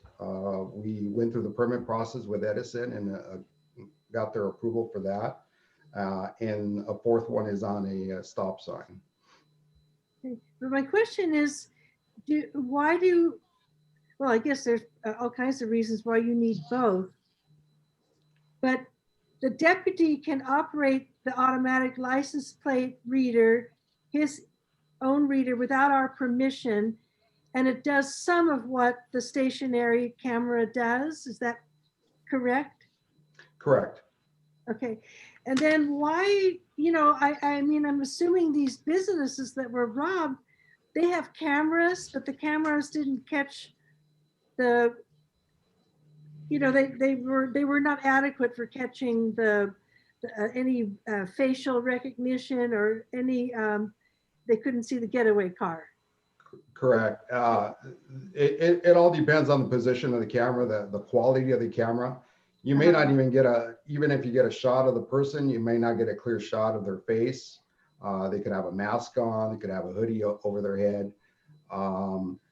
If we have, these readers that record any vehicles traveling through a particular area, especially all the egress and digresses of the city, especially at the time, when some of these burglaries occurred, we're looking at 1, 2 o'clock in the morning. Yes. 1, 2 o'clock in the morning. How much traffic is coming through Ojai? That's very, true. very little. So the chances of catching who is responsible for these burglaries is greatly increased. They've got to make their way out of the city somehow. If I may ask, is the public going to be aware where these cameras are installed? And if they are, then the thief would avoid that area and take a different exit. Correct. So we try not to publish that information. I don't mind telling the public that they're out there. I think it's helpful because it'll prevent crime. If the criminals know that the cameras are out there and there's a chance they're going to get caught, more than likely, hey, they're not going to take a chance to commit crime in the city, and that's what I'm hoping for. I want to prevent as much crime as possible. If this is a deterrent, I'm all for it. Yeah. Well, our dilemma is that we have to weigh the crime prevention aspect with the public not, the public has spoken. The majority, we received tonight 14 comments opposing the reader, the automatic license plate readers, 1 in support. And I don't know if there's any public comments. I'll wait for the mayor to ask. And then, because Any public comments, Gail? No. Okay, here you go. So now we can discuss it. Well, Randy's had his hand up. Randy? Yeah. I thought we were discussing, but the Chief Rivera, first of all, we all want to thank you for what you do for our community. And we all believe, and I know I'm speaking for all of you, but I'm going to speak for me personally, that we have the best police force and departments in Ventura County than anyone else has. And you strive to be the best and to do the best. So I think this discussion tonight is more policy than it is about do we want them. I think we want them, and I think that most of the citizens in this community, law-abiding, good people, want to do whatever they can to deter crime in their community. And that's how I look at these devices. So, in fact, when you were stating some of the things that they prevent, one of the things that you didn't state, which is dearest to me, is child abduction. And what's interesting about all of this is we can all sit back and say, nah, we don't want Big Brother in our backyard or in our front yard until we need Big Brother. And, my best friend is a retired police officer, retired detective from LAPD. And he made a comment the other day when I was talking to him about this issue, and it's about criminal activity. And do you want to be in front of it or do you want to be chasing it? And this gives us the opportunity to be in front of it. So it's a preventative mechanism that this community deserves and that this community should have. So I have a couple questions for you. First of all, you stated that if we choose to activate these and create our own policy, that we'd be in conflict with the county sheriff's policy. So you've had these instruments in other cities. How many discussions just like this that we're having tonight have you had with other cities? And have they raised the same concerns about the fact that we would just like to have a policy or some form of agreement with you as to where these instruments are placed? And probably the most important thing is the duration of the information that is tracked. That's what I see are our concerns. I don't think it's the concern of do we have them. At least that's my perception only. So you're in the city of Camarillo, correct? Yes, You're in the city of Thousand Oaks, correct? yes. And so you have no binding agreement with those cities right now to the same type of agreement that we're trying to create, and that's a city, its own city policy regarding these instruments? The information that I received was that the city of Thousand Oaks and Camarillo, their cameras were put into the sheriff's account, just like I had explained earlier. So I don't believe they have an adopted policy. They're going off the sheriff's policy that's already in place. So then it would behoove us to have our city manager contact theirs and have this discussion about what their policy is or what they believe their policy is. So that would be one thing that I'd like to see us follow up on. The other thing is I would like to see us turn this over. Actually, I'd like to see the city manager, Chief Rivera, and maybe 2 local citizens get together and actually start thinking about, if we have a policy regarding these instruments, what it would look like. And versus us again trying tonight to hammer home something that all of us need more education on, and we also need more input from the community versus what we've had so far. That would be my choice moving this forward, based on my assumption that that's what this discussion tonight is about. One last question: are there any other cameras that have been placed in the community without us knowing it? No. Okay. No. And that was, just to make things clear, that was an oversight on my part, not the sheriff's department, but strictly on my part. You know, I should have told the city manager ahead of time before we even looked at purchasing the service for the devices. But I think we're in the midst of the COVID pandemic, social unrest, and various other things, and it was a complete oversight on my part. So I just want to clarify that we have no other devices like this in the community. These would be the first of any. Other than the ones on the vehicles and the trailer, no. Okay, thank you. Wait, yeah. Mayor Six, but I had a similar question. I'm under the impression, from what I've read, is that anyone can install these cameras on private property, correct? They can. I mean, there are commercial companies out there that do have these devices, and You know, a housing. Yeah, I mean, I'm sure you can purchase it and set up your own account and install it in front of your house if you want. Yeah. I understood the answer. Apartment complex, could put them in the parking lot. So anyone can purchase these cameras. Correct, and they're widely used. I mean, the airports have them.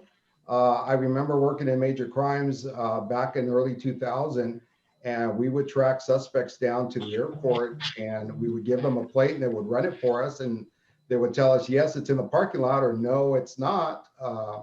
But this technology has been around for quite a while. Yes, I think 10 years or something like that. But my other question is something related to what Randy said. Randy, are you saying that you want more public comment on this, besides what all the dozens of comments we've had on Facebook and the comments we've received from the public tonight? Are you wanting more community input? Well, and we would have to have a Zoom meeting and alert the public to come to the meeting, or what were you envisioning? I think we are having a Zoom meeting that we alerted the public to come to the meeting. Yeah, that's what I thought too.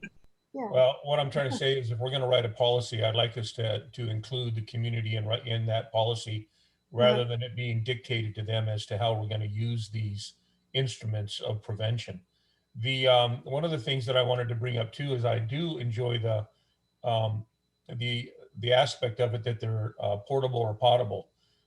The fact that if you run into a situation where you are having more vandalism or more home thefts or things of that nature, that you can actually take these 4 instruments and you can move them to any street or any location in the community to help you to utilize it to your best interest. So like I said, I'm not against them. I just want to make sure that if we're going to do it as a community, that we have a proper policy in place that we can all agree on and that the community agrees on.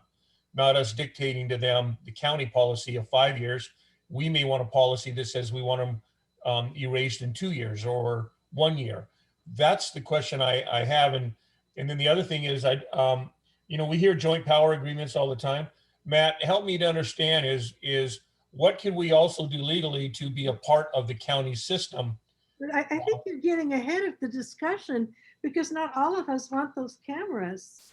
Well, I understand that, but Yeah. but these are my questions. Can I clarify one thing real quick? So I heard a couple of questions about if people install their own similar devices and if we have other devices. Is the question license plate readers or cameras, period? I guess, And if I could hop in on that one. So as I understood it, Chief Rivera's answer was that the only government operated cameras that we're aware of are the cameras that are on the deputies' vehicles, the sheriff's department vehicles, which is solely county resources. Right. That are mobile cameras reading the world everywhere they drive, and the 4 portable but fixed location cameras that are under consideration now that are not yet turned on. Obviously, we have no idea what the federal government may have. They won't tell us anything. As to private cameras, anybody could install a security camera, and they could, with the right technology, install an automated license plate reader, commercial security camera. Doing so is not a government action, and that would require solely compliance with any lawful expectation of privacy. There is no expectation of privacy on the street. That's the theory under which these cameras operate. When you're driving out in public under current law, there is no expectation of privacy in your license plate. But again, that's not something that we would have access to, who's installed security cameras that are non-government, because we don't have that kind of data. Right, but I want to clarify and make sure, in the interest of full disclosure, that several years ago, the city did install surveillance cameras at the police station, for example. What? The city what? The city did install surveillance cameras for example, at the police station, there's surveillance cameras. I thought we had one at Libby Bowl. I was to say, yeah, so there were, back in, I think it was 2016 or 17, there were some cameras installed at Libby Bowl, the police station, and I think City Hall. So I just wanted to make sure that, that to be responsive to that question. And the other point worth noting there, the cameras that were installed there are installed by the city with the feeds visible to the city and to the sheriff's department. And those are also limited to areas in which there is no reasonable expectation of privacy, including the park, the exterior of City Hall, and the public areas of City Hall. Chair Sticks? Yes, Bill.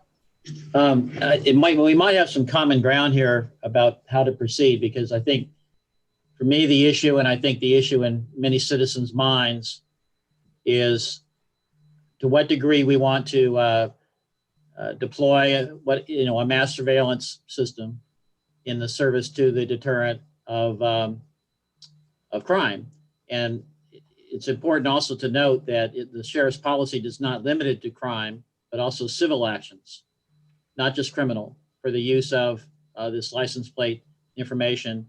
And also the statistics I saw from the legislative auditor's report was around 99.9% of the information collected is not associated with any civil nor criminal action. But I think it's a legitimate, I think what Randy's saying, I think is maybe we have some common ground here, that we want to find some way of studying this in a way that assuages what clearly some of the community concerns in terms of balancing the use of a mass surveillance device, a mass surveillance system against the crime deterrence goal. So with that in mind, Randy, are you and I in agreement that we form some sort of an ad hoc group to come back on a time certain with a policy recommendation? Sure, Bill. I think that's a great idea. Okay. Yeah, that's like a good idea. Most of the people I've talked to are not for it. So right. And so I'll make that in the form of a motion and leave that up to you, Mayor, to choose the ad hoc group. That's usually your job. And then we maybe we come back maybe no later than maybe the first meeting in May. Is that too long, or would that be long enough?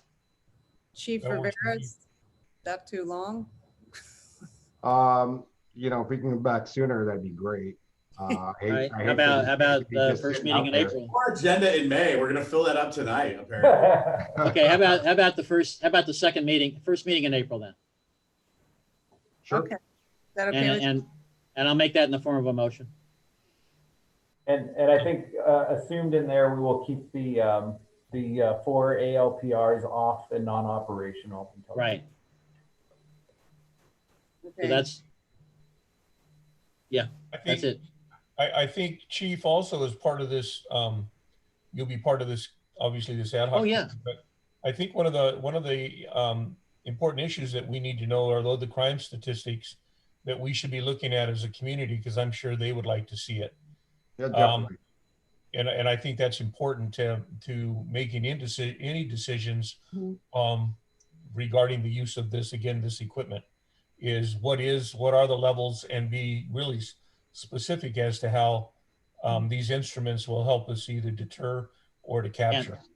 And respecting the privacy rights with data retention Yes. policy. Yeah, Absolutely. and if I could also make a comment about the retention, you know, there's been very many cases where we actually catch somebody in the act, could be a serial criminal, and we can use this data that's been retained for X amount of years to locate additional victims.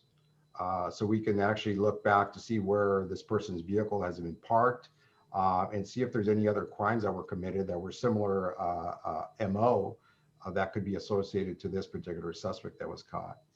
And also these devices, they're tied into our dispatch center because they're in a shared account with all the cities, and they go directly to our dispatch center, which are monitored. So if they get a hit on a stolen vehicle, which is what happened with a case out on Silver Strand, they were alerted to a hit of a stolen vehicle, and they put that information out to the deputies in that area, and they were able to locate the vehicle at that time. So these hits, stolen vehicles, any a homicide suspect that's wanted. We had that homicide suspect from up in Santa Barbara, attempted homicide suspect from Santa Barbara not too long ago. He was actually a resident from Ojai, and they were able to track him down to his address here in, I think he was living out of an apartment, I believe off of Montgomery.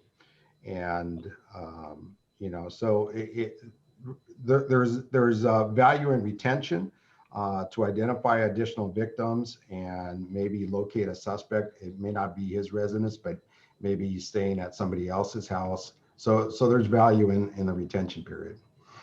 Well, I'm seeking a second so we can vote. I said I'd second it, Bill. Oh, I'm sorry. Okay. Yeah. Vote. Yeah. Councilmember Blatz? I want to make clear that I don't agree with this at this point, but I do agree with studying it more and coming back. So yes to this motion. Councilmember Francina? Yes, I'm fine to study it more. Yeah. Mayor Sticks? I agree with Ryan and study more. Yes. Yes. Mayor Pro Tem Wyrick? Yes, study more.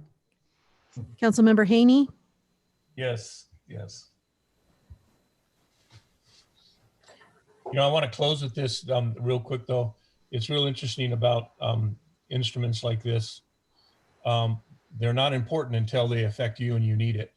Right. And I think the community needs to be aware of that. To me, that it's a method to help us.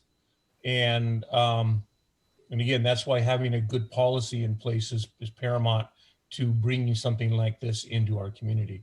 So. And Randy, they're not a problem until somebody abuses them or until somebody hacks into the cloud and steals all the data. That's right.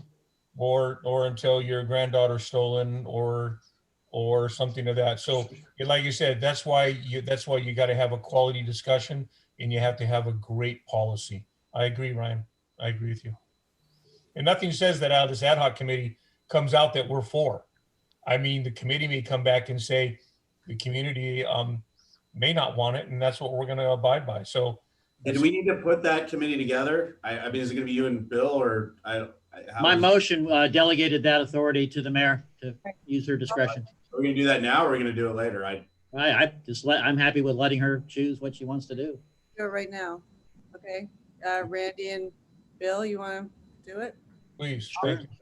Okay. Thank you. Okay. And the chief. Yeah. Yeah. Thank you. Thank you. Thank you, Chief. Appreciate you being here. Thank you very much. Thanks, Chief. Thank you. Mayor and council, if I could just point out, we are about 10 minutes from our 10:30 cutoff, which Mayor Sticks, I don't think I mentioned that to you. We typically don't take items after 10:30, and we have 2 items remaining, so we may want to choose one to postpone. That would be up to council. Well, one may have a person here. I mean, I don't want to. I think both. We have a person here. One person is the other one time sensitive. Yeah. The rock wall issue that has been pending, and he's waiting for closure on that. The watershed update. There's not any immediate action to be taken on, but we have a person here for each. So I think I would recommend postponing the watershed update, and I can apologize to Regina on our behalf. I would agree with that. Sorry, Regina. Could, Susan? would you be willing to promise her that next time she's first on the agenda?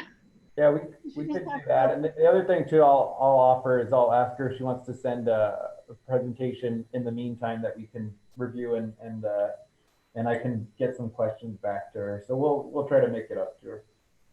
This also might give her some time to make those graphics regarding what a gallon of water looks like in a football field. Okay. Okay, rock wall. Huh? Yeah. So I have a brief staff report on this. The issue is really, there's 2 issues here, which is one is just our general policy on this. This is a first of its kind question since we've adopted this policy 5 years ago. And then second is more particular. It's this particular address that raised the issue. But back in 2015, the City Council adopted a resolution that created a policy for approval of these what are technically called private encroachments in the public right-of-way, but are in layman's terms, it's the rock walls and the arbolata, essentially, is what we're talking about. And so at that time, there was a policy adopted. The discussion by council was focused on these existing rock walls that needed to be repaired. But the resolution that was adopted did state that new encroachments could be allowed under a particular set of circumstances.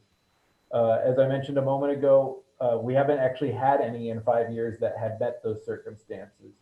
But the policy created that ability and then said that if there is one that's complicated, that the city council may, the staff may bring it to the city council for discussion. So that policy required encroachments to be set back 5 feet from the curb or edge of pavement, except for low-lying landscape or a driveway. And the wall at 5 feet could then be 3 feet high or shorter. So it's pretty spelled out what those what the approvable circumstances are. How this arose as an issue is that recently, after we adopted our new fences, hedges, and wall standards, staff observed a rock wall that was being constructed at 305 Palomar Road. I think everybody's seen pictures of it, but I do have a picture that I'll pull up in a moment. It appears to meet the criteria, but the concern is that area of the arbolata is narrow, and the first 15 feet off of the curb is public right-of-way. So by allowing a 5-foot setback, and I'm pulling this up at the same time, but by allowing this 5-foot setback and then a rock wall, as illustrated here, the first 5 feet is the low-laying landscape, which is acceptable under the resolution, and then allowing this rock wall at 5 feet. By allowing this, we're actually giving up about 10 feet of public right-of-way behind that space. And so essentially it boils down to council, or we're asking council for guidance on if this is in line with what was intended with that resolution, or if there are concerns, and then as a general policy, and then more particularly about the actual address at issue, which is 305 Palomar. And just quickly to show some pictures, this is what it looked like prior. There was a hedge growing into the right of way. They have taken out that hedge and put 5 feet of DG, and then the wall. And you can see it here from this angle. So that's it in a nutshell. I hope that made sense. If not, we will clarify. But with that, we'll take questions. And I think Mr. Duncan, who is the property owner, is also on the available for questions. And I believe he had a presentation if council wanted to receive that as well. I have a question. Susan? Yeah. But I want to see the picture. Oh. Can you go back? Yeah, I'll pull it up. Give me one. This picture? Okay, yeah. Okay, so I went back again and I looked at it. I've been there a couple of times because it's a beautiful area and I love the wall. Mm-hmm. So my question is, the driveway is also in the public right of way, correct? Mm-hmm. So if he removed the rocks, at least on each end, people could just walk right on through. Mm-hmm. Mm-hmm. You're saying these, I think my arrows reflected these rocks here. Yeah, just on each end. Yeah, and we, when we analyze this, there's pros and cons. We wanted to really look at all the issues, and one pro we said is compared to the hedge before, where there was no walkway, you had to walk into the street. Now there's a walkway, so that's a pro. The main con is that, like we said, we're giving up 15 feet, where if there was ever long-term plans to do something with the right of way, this would create a challenge for that. So, those are kind of the issues that we have to balance when we're trying to figure this out, is what the long-term goal is here, and whether we'd be okay if long-term everybody starts having these DG sidewalks, or if that's something we don't want to get involved in at this point. But to your point, yes, these rocks could be removed and this could be a walkway. Or he could, and if we wanted something else there, he could just remove all the rocks. Mm-hmm. Mm-hmm. Mm-hmm. Correct? That wouldn't be, maybe that would be a good idea. Then we'd have a sidewalk. Mm-hmm. I mean, a nice hard dirt sidewalk. I don't want to see a hardscape sidewalk there. Yeah. Mayor? Randy? Yeah. James, who owns that road, and who owns that 15 feet? The 15 feet is the city of Ojai's, yeah. So the citizens of Ojai own that 15 Mm-hmm. feet. Mm-hmm. So if we grant this, what we're doing is arbitrarily giving up 15 feet of city property. Am I correct? Yes. But it would be 10 feet, right? If it was just the wall. So it's this 5 feet here, and then 10 feet, including the wall. It's not exact, but including the wall, it's 10 feet back. So it's 15 feet total. Can I get a clarification on that answer, Mayor? Sure. Yep. James, what you just said, giving up, I thought we were granting the issue is granting an encroachment, not giving up. Yes, that's true. And my point being is that it's still city land with an encroachment, and aren't there provisions for, using the land if a public need arises, then the property owner agrees on removal if a public need arose? Yes, that's true. And I believe we have conditioned that we were preparing to condition that if we do approve it, but we can make sure to condition that if that is a concern of the city. And also, what about indemnification for liability on city-owned property from an encroachment? Yep. Are we indemnified by the private property owner for that? Yeah, we had spoken to them. We told them it would require insurance and indemnification, and I believe Mr. Duncan Mr. Duncan, the property owner here, was fine with that. Okay. I appreciate you indulging me, Mayor, but I just want to be clear when the term giving up wasn't exactly giving up. And if I could add 2 quick points to that, the requirement to indemnify the city for anything resulting from an encroachment permit, as is the case here, is baked into the municipal code, Ojai Municipal Code Section 71105. So if there was a problem as a result of the rock wall, the result in the liability to a third party, the property owner would be the one paying for it. And second, the code further requires that if the city ever decides that the improvement needs to be moved in order to facilitate a public right-of-way usage, like expanding the road, or perhaps more accurately, building a bike lane, Section 71117 does require the property owner to move the encroachment and bear those costs themselves.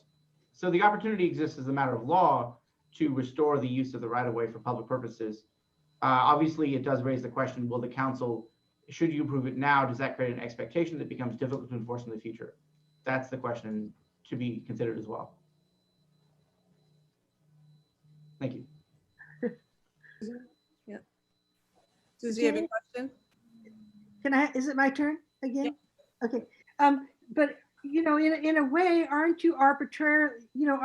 It's all going to be arbitrary because the whole arbolata is not clear on what the rules are, because we're either arbitrarily granting him the right to do this, or we're arbitrarily punishing him in a sense, because everywhere you look, there's the same issue. It's all over the arbolata. I think that's the challenge for us is what everybody knows with the arbolata is that there is, you look around and you see this and everybody points to that as precedent. The big issue for us is we wanted to make sure we have direction from council, because this will be the first new wall that's allowed under these circumstances. So that's the little distinction here, is that this is a new one, not an existing one that had been repaired. So if we allow this one, you could expect that other people will come forward and say, I want to build a new wall, and this one was allowed.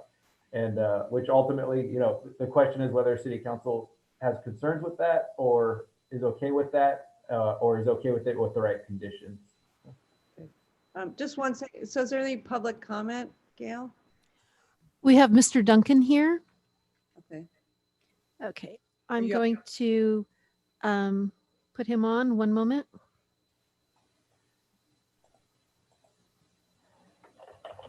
Mr. Duncan? Yes, hi, can you hear me? Yes. Hi, great, yeah, thank you. Yeah, good evening, everybody. This is Gary Duncan. I am the property owner. Appreciate you all giving me the opportunity here, and have been listening to the conversation regarding this. And just a couple things I'd like to add to the conversation. I think the discussion that I've heard so far is obviously accurate. The wall, the intent here, I think is important in that you did see the picture with the hedge right up against the wall, and the rock work, stonework that was right up against the pavement. When we purchased this property in 2015, it was our assumption that was the property line, wrongly, obviously. We built this wall with the intent of actually improving it. You can see that we put some setback there that didn't exist before. Reason for that was to obviously improve not only the area, but to allow for some pass through, as you can see in the photographs. When the city came by and told us that we were not in compliance, it was due to what they said was a permit issue, which our understanding in working with our landscape design was that we didn't require a permit for this project, which is why the project got done without any design review and or consultation with the city. So the wall is there. I think if to the point that was made earlier around the arbolata itself, we feel as though what we've done here actually, again, improved the neighborhood, the area. The intent was not to do anything to voluntarily or deliberately encroach on city property. And obviously, when we found out that that was the case, we presented here in October and understood that there was some precedent here and that this option was available to us. Understand all of the requirements with this encroachment permit, and that it is certainly, if that area needed to be used, then assuming everybody in the arbolata would be in the same position, right? Because as you go through, everybody has something that is in the public right of way. So if the city decided to put sidewalks into the arbolata, we'd obviously be compliant in moving the wall, and I'm sure everybody else that has something in the city property would have the same issue. So again, appreciate the consideration. I've sat through this entire meeting listening, and I know there's a lot of important things on the agenda other than a 2-foot dry stack stone wall. So again, appreciate your consideration. The intent here was to improve the property, improve the neighborhood, continue to be upstanding citizens here, and certainly not to do anything counter to what would be upstanding in the city's eyes. So appreciate the opportunity to be heard. Thank you, Gary. Thanks for your endurance and your patience. Thank you. And thank you for not bumping me. Can you stay on the call? Yeah, absolutely. Absolutely. May I ask a question? Gary, my impression is that your street is very low traffic, but maybe I came the wrong time of day. Is there a lot of traffic coming through your neck of the woods? A car traffic or foot traffic? Oh, no, car traffic. Yeah, no, no, not. We are off of the main, the main road, and also I know there was a comment about the sidewalk and moving those rocks. We could certainly do that. I would tell you that if you walk up to the next 2, 3, or 4 houses, there's no setback and no sidewalk. So you'd be essentially providing a 50-foot sidewalk. Yeah. But, again, happy to do what needs to be done. I had the same impression. I saw people walking their dogs, and they were happily walking in the street and they were, there was not an issue that some truck's going to come barreling down on them. So I think it looks really beautiful, and I would like to find a way to allow you to have what you have, and find a way to if there's some way we can. By making a motion, Susan, that might work. Yeah, but wait, I have a question. It was said that if we allow Mr. Duncan to do this, then it sets a precedent for this to continue. I'd argue that there's already a precedent here. I mean, there's 19 to 30 houses on our street alone have something in the public right away. Yeah, and it's beautiful. It looks beautiful. I mean, my take on the arbolata is that if there's ever a problem with traffic and there's a need for a sidewalk, I would strongly urge the residents to request a 15 to 20 mile per hour through the arbolata, which would discourage a lot of the rat running that goes on. Does that make sense? Have the arbolata be a 15 mile per hour zone, or 20 miles, and then everybody could get along better because the traffic would be slowed down. But that's a separate discussion. And not on tonight's agenda, of course. Yeah. What? Randy, it's for Gary or? So, I have a couple questions for Mr. Duncan. Hey, Mr. Duncan, you hired a landscape architect or a landscape designer? We did, yeah. And they were licensed? Yeah, they were, and we were not told of any need to do a survey, or in fact, we put the entire project in their hands, and they placed the wall. So again, I on us to know where the property line is, obviously, but we didn't get advice that a survey would be prudent here. Well, I'm sorry you didn't. It would have saved you a lot of headaches. But yes, and I don't want to be the bad guy here, but again, I guess my concern with all of this is, until I heard the clear definition from Mr. Summers tonight, so we can condition the use of this land, and Mr. Duncan would know that if we ever needed it, that we could take it, and he would be responsible to remove. And he'd be in an agreement that he is not going to litigate us at that point in time, that he understands with full knowledge that that's not his, that is the city of Ojai's property. So if we're all in agreement with that, I don't really necessarily have a problem now. Although I was going to say, if we're going to have this issue, why don't we just have all of this land surveyed, and why don't we offer it to all of these people and let them buy it? You know, why are we going to come back on a case-by-case issue? Why don't we just assess it and say, hey, here's an opportunity. You already have it, buy it. And then we won't be running into these problems in the Arbolata. And then we won't have to worry about when we want to do a bike lane, whose dirt and whose rock we're going to take up because it's ours. No, it's not. It's mine, because that's the way it's been. So that's my concern going into this. So if we're all willing to condition this the way Mr. Summers said, and that Mr. Duncan is in 100% agreement, I have no problems with it. How about a motion? Okay, well, are we bringing it back for discussion Yeah, I still have some questions. for Mr. Duncan? No, Okay, for probably the city attorney okay. or James, yeah. So Okay. back for discussion now? Yep. That would be in order, and Mr. Duncan, I think, would remain available if there are further questions, but at this point, it's back to the council.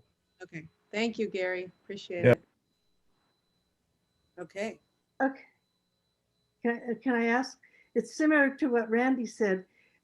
We could offer to buy it, or it was they would sell the land to us. No. Everyone. Here's up.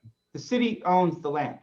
The city owns the land. Owns the land. You Okay, could choose sorry. to sell it if you wished, but Yeah. there's nothing the city's buying. The city owns the asset. But The taxpayers. It'd be a lot more okay, expensive. we could offer them two things. We would first make clear to everyone in the Arbolata, so it's not arbitrary, that the city owns the land, and Well, then they They already own, I'm sorry to interrupt you. I apologize. The city already owns the land. Yes, but they don't seem to know it. They haven't read their deeds with It's not due an respect to property owners. The deeds are very clear as to what they own. The fact that the deeds don't match the land is not a legal issue. In that people have built rock walls beyond the land that they own. When you buy a property, you've got to understand what you're buying. Yes. So but I would suggest this, on the agenda tonight is discussion of the encroachment permits policy. If the council wanted to give consideration to looking at vacating the excess right of way in the Arbolata, I think that would be appropriate to agendize as a separate discussion. My question was, More information. could we, just as we've made clear to Mr. Duncan that the city owns the property, if we want it back, he has to remove the landscaping and he can't sue and all that. Can't we send a similar letter to all the residents in the Arbolata? So that's clear? Yes, that'd be fine. Somebody who Remind everyone of the policy. abide by that doesn't build a wall and then is taken by surprise if this happens. That certainly would be would be doable. In fact, it probably would make some sense. Apprise all the owners in the Arbolata of this resolution of the policy and eliminate surprise. I think that would be. And that way they won't be shocked if the day comes. You know, that we've told them. Well, there's a joint issue in the Arbolata. It's county and city. That is true. Beware. Yeah. And all new homeowners can get a letter explaining. And we'd have to pay to survey every single property and tell them that they were actually, to confirm whether they were actually in the right of way or not. And then on top of that, we would be informing all of them that there was some precedent, which we're not trying to set for the entire neighborhood with this one motion. So I think that would, and we're probably not going to go through a process of telling every person who's in the encroachment that, hey, just give us some money now and we'll let you stay there so you sell it back to us. That's probably not a great policy either. So I'm going to make a motion that we go ahead and allow this as is, with the understanding that we are going to approve an encroachment with the language that's discussed. Second. And the removal of the rock, right? Not necessarily. That walkway is not a walkway with that rock there. It's a planter bed. I don't think he needs to remove the rocks. I mean, the rocks are all over the entire Arbolata. Those rocks have been there. That's why I asked him about the traffic. The only reason for removing the rocks is someone's walking along that they can, that they can use that as a path. as they're walking, or somebody with a stroller or dog, they can hop over there. But it doesn't sound like that's necessary over the because rocks it's with so their low feet. traffic. What? Okay, so we have a motion and a second. We ready to vote, y'all? Gail? Good. Councilmember Blatz, Yes. Mayor Sticks, Yes. Councilmember Haney, Reluctant, yes. Mayor Pro Tem Wyrick, Aye. Councilmember Francina, Yes. Yay. All right, great. Mr. Duncan. There we go. Be happy. Yes. Okay, thank you. Council members' reports. Oh, let's see if I wrote anything down. I'll wait. It's late. No, Okay, no reports? I don't have one. Okay. The only report I have is we had an APCD meeting, all standard stuff, and assuming I am allowed to continue in my position on APCD, I will be the new chair here starting this next year. So everybody knows. Congratulations. Exciting. Randy? And Gold Coast, the same thing. If I'm allowed to continue with them at the next meeting, I'll be the chair of Gold Coast next year. Yeah, when are we, are we doing, I thought we might be doing that tonight. That's usually, are we doing that in the next meeting, James, or when are we? Yeah, we looked at it. We historically do it the first meeting in January, so we put it on there. Okay. Thank you. Okay. City manager report? I had a few, but I'll cut it down because of the hour. But the big one is the general plan update, which everybody's probably aware we're doing the 2040 kind of general plan update, trying to get it back into a reasonable time frame because some of our elements are 40 years old. So we are trying to get back in front of that. And we are currently doing the general plan update survey. It was extended from November to this Friday. So we want to hear your voice. If somebody's watching this, please go to ohighcity.org /general or GP update to participate in the survey. We have over 250 responses, which is actually very good for a city of our size, but we're hoping to top 300, and we have 3 days to do it. So we have that, and then the next step, we're working on scheduling a virtual community visioning workshop, which we're tentatively scheduling for the end of January, possibly Wednesday the 27th. And that workshop will feature a presentation, polling, and small group activities that will help the city prioritize values, priorities, and vision. So we'll be putting flyers out in coming weeks, so keep an eye out for that. I think that's it. And then just as far as future agenda items in response to that question that was just asked, we do have the council assignments coming tentatively scheduled for January 12th. We have the climate committee report and protocols coming back January 12th, tentatively scheduled. And we have, I have received a couple of requests to review the city council protocols and meeting protocols. So that's something that we can talk about if that's something we want to bring on January 12th. But currently I have those kind of penciled in along with the presentation of the HPC Lifetime Achievement Awards with the HPC. And that's all I have. Thank you. And when you say protocols, James, you mean the time of the Yeah, meeting? there's a couple of things, and I think maybe I jumped the gun there. I think I expect maybe a couple of council members have a couple of issues that tie into this, but I think Mayor Sticks, we had talking about the time for the meetings, and I think Councilmember Haney alluded earlier to talking about the protocols as far as 2 council members requesting an item to be placed on an agenda. Okay, great. Another one, if you'll allow, that I've heard that may also be in that discussion, if there's 2 members or the mayor, would be looking at switching from Robert's rules to Rosenberg's rules of order, which is a rules of order system designed for public meetings governed by the Brown Act and similar public records laws, as distinct from Robert's, which of course is designed for the British Parliament. That's going to be on the agenda? Mhm. If there's support from mayor too, then yeah, we'll bring some options back on that. Yeah. Yeah, it's just a more modern way of moving, I think. I'd also like to add an acknowledgement for the Native American community. It's just a really brief couple sentences, just acknowledging the land that we're on. And I can send you all some information. You met Matthew Vestutu, I think, a while back. He gave a presentation and he sent me some information. I think it'd be a really nice way to start the new year.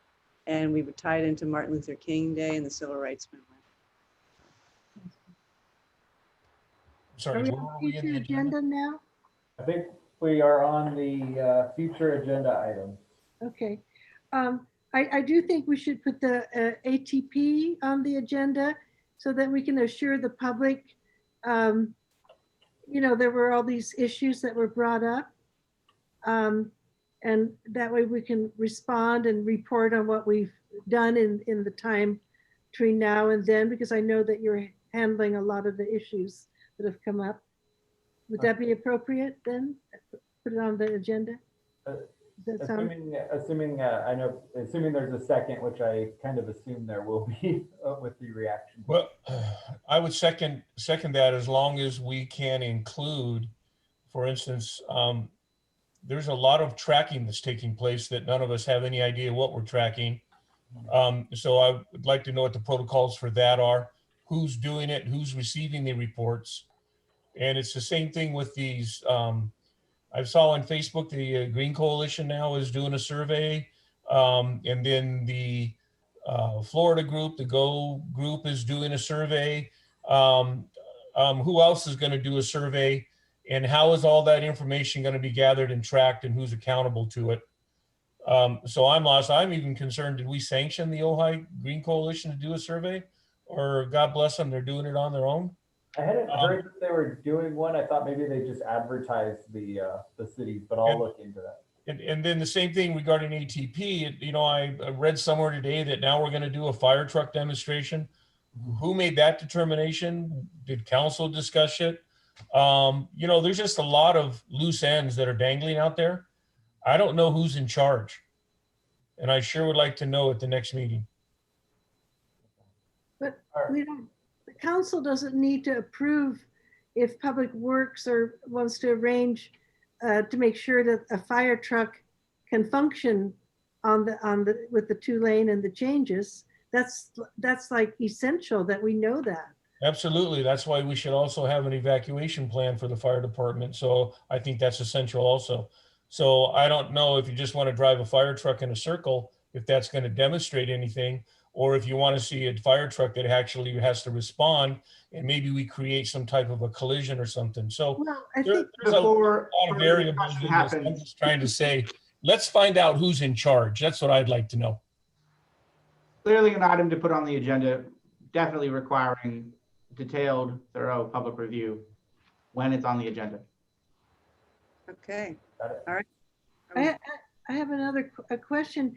Does it need, can we discuss how public comments are handled?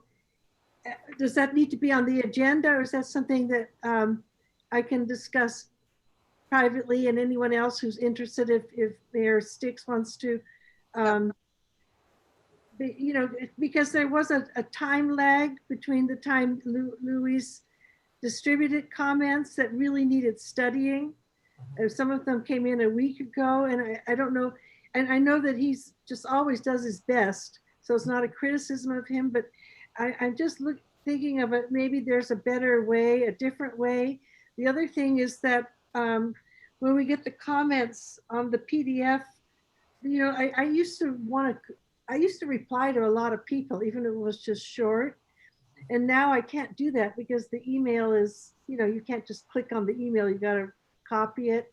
I would just like to examine the whole way public comments, council distributing information is handled. I would suggest, if I could, starting with a discussion with the city manager on the technical aspects of that. And then if there's policy choices, that would return to council together with the other items that have been discussed regarding meeting protocols and meeting structure, that would be the time for that discussion, which I think we're setting, it looks like, for the first meeting in January, or the second meeting in January, as the council may choose. Oh, and there was one other mundane, oh, sorry. Is it still my turn? Because I'm still on future agenda items. Okay, you want to finish and then Randy? Yeah, I want to finish. Bill Wyrick, Bill, help me out. There was a request from Robin Gerber to put the road issue on the agenda, the Termina. Would that be appropriate? I believe that's already in the queue, Souza. It's already in the queue, okay. I believe that agenda item is already in the queue. Isn't that correct, City Manager? Yeah, I think, yeah, I believe that request was like made like a month ago. We said it'd be the first meeting in January. Thank you. Yeah. Randy? So I just, again, reviewing these protocols, I really want to bring up the fact that that a lot of our agenda is manipulated and changed by any two council members. And I have been a part of that in the past also. And what I'd like to have is a discussion in council about changing that policy, and that we set the agenda here, and that it's a majority vote on adding things to an agenda, so that we stop this sense of, to me, this sense of someone calling two council members and, hey, put this on the agenda. And the next thing you know, our agenda is kidnapped. So I think that we need to have a discussion about how the agenda is set, when it's set, and why it's set. Yeah. And that can be accomplished on the council protocols item. Sure. Setting it at 11 o'clock at night is probably not the best time, though. I don't think. Yeah, welcome to your first meeting. Well, we're going to talk about the time next time, right? Okay. No, there is no time. Wait till you get used to the special meetings, Betsy. Then you'll really understand how late these. Okay. Well, can we add a 7th inning stretch? Anybody? We should have a mid-meeting stretch. I think that'd be very healthy decision. Okay. Well, are we all? Yoga. Anybody else? Congratulations on making it through, Ms. Mayor, on your first. Thank you. I appreciate all of you, and you're really lovely people and very helpful, and I'm grateful to you all. That'll change. Don't worry. We'll get all season here short. Well, talk to me later. No, thank you. You did a fantastic job out of the gate. Good job tonight. It's not easy. We all know that. So thank you. Thank you. And I just want, I've read 3 versions of Robert's rules, the dummy version, the big version, the little, and I think it'd be great. Thank you, Matt, for suggesting Rosenberg's rules. Happy to put anything that can make the council meetings move smoother. Great idea. And thereby increase the awareness of the public, because I always worry, and not so much this council, but some of the other ones I work with, it gets 18 motions in, and I fear that not everyone knows what's happening. So anything we can do to increase public awareness of what's happening is for the best. Thank you. Okay, well, can we adjourn now? Can I bang this baby? Night, everybody. Good night. Good night. Night, John Boy. Sorry. Okay, good night, you guys. Bye. Good night. Bye, everyone. Good night.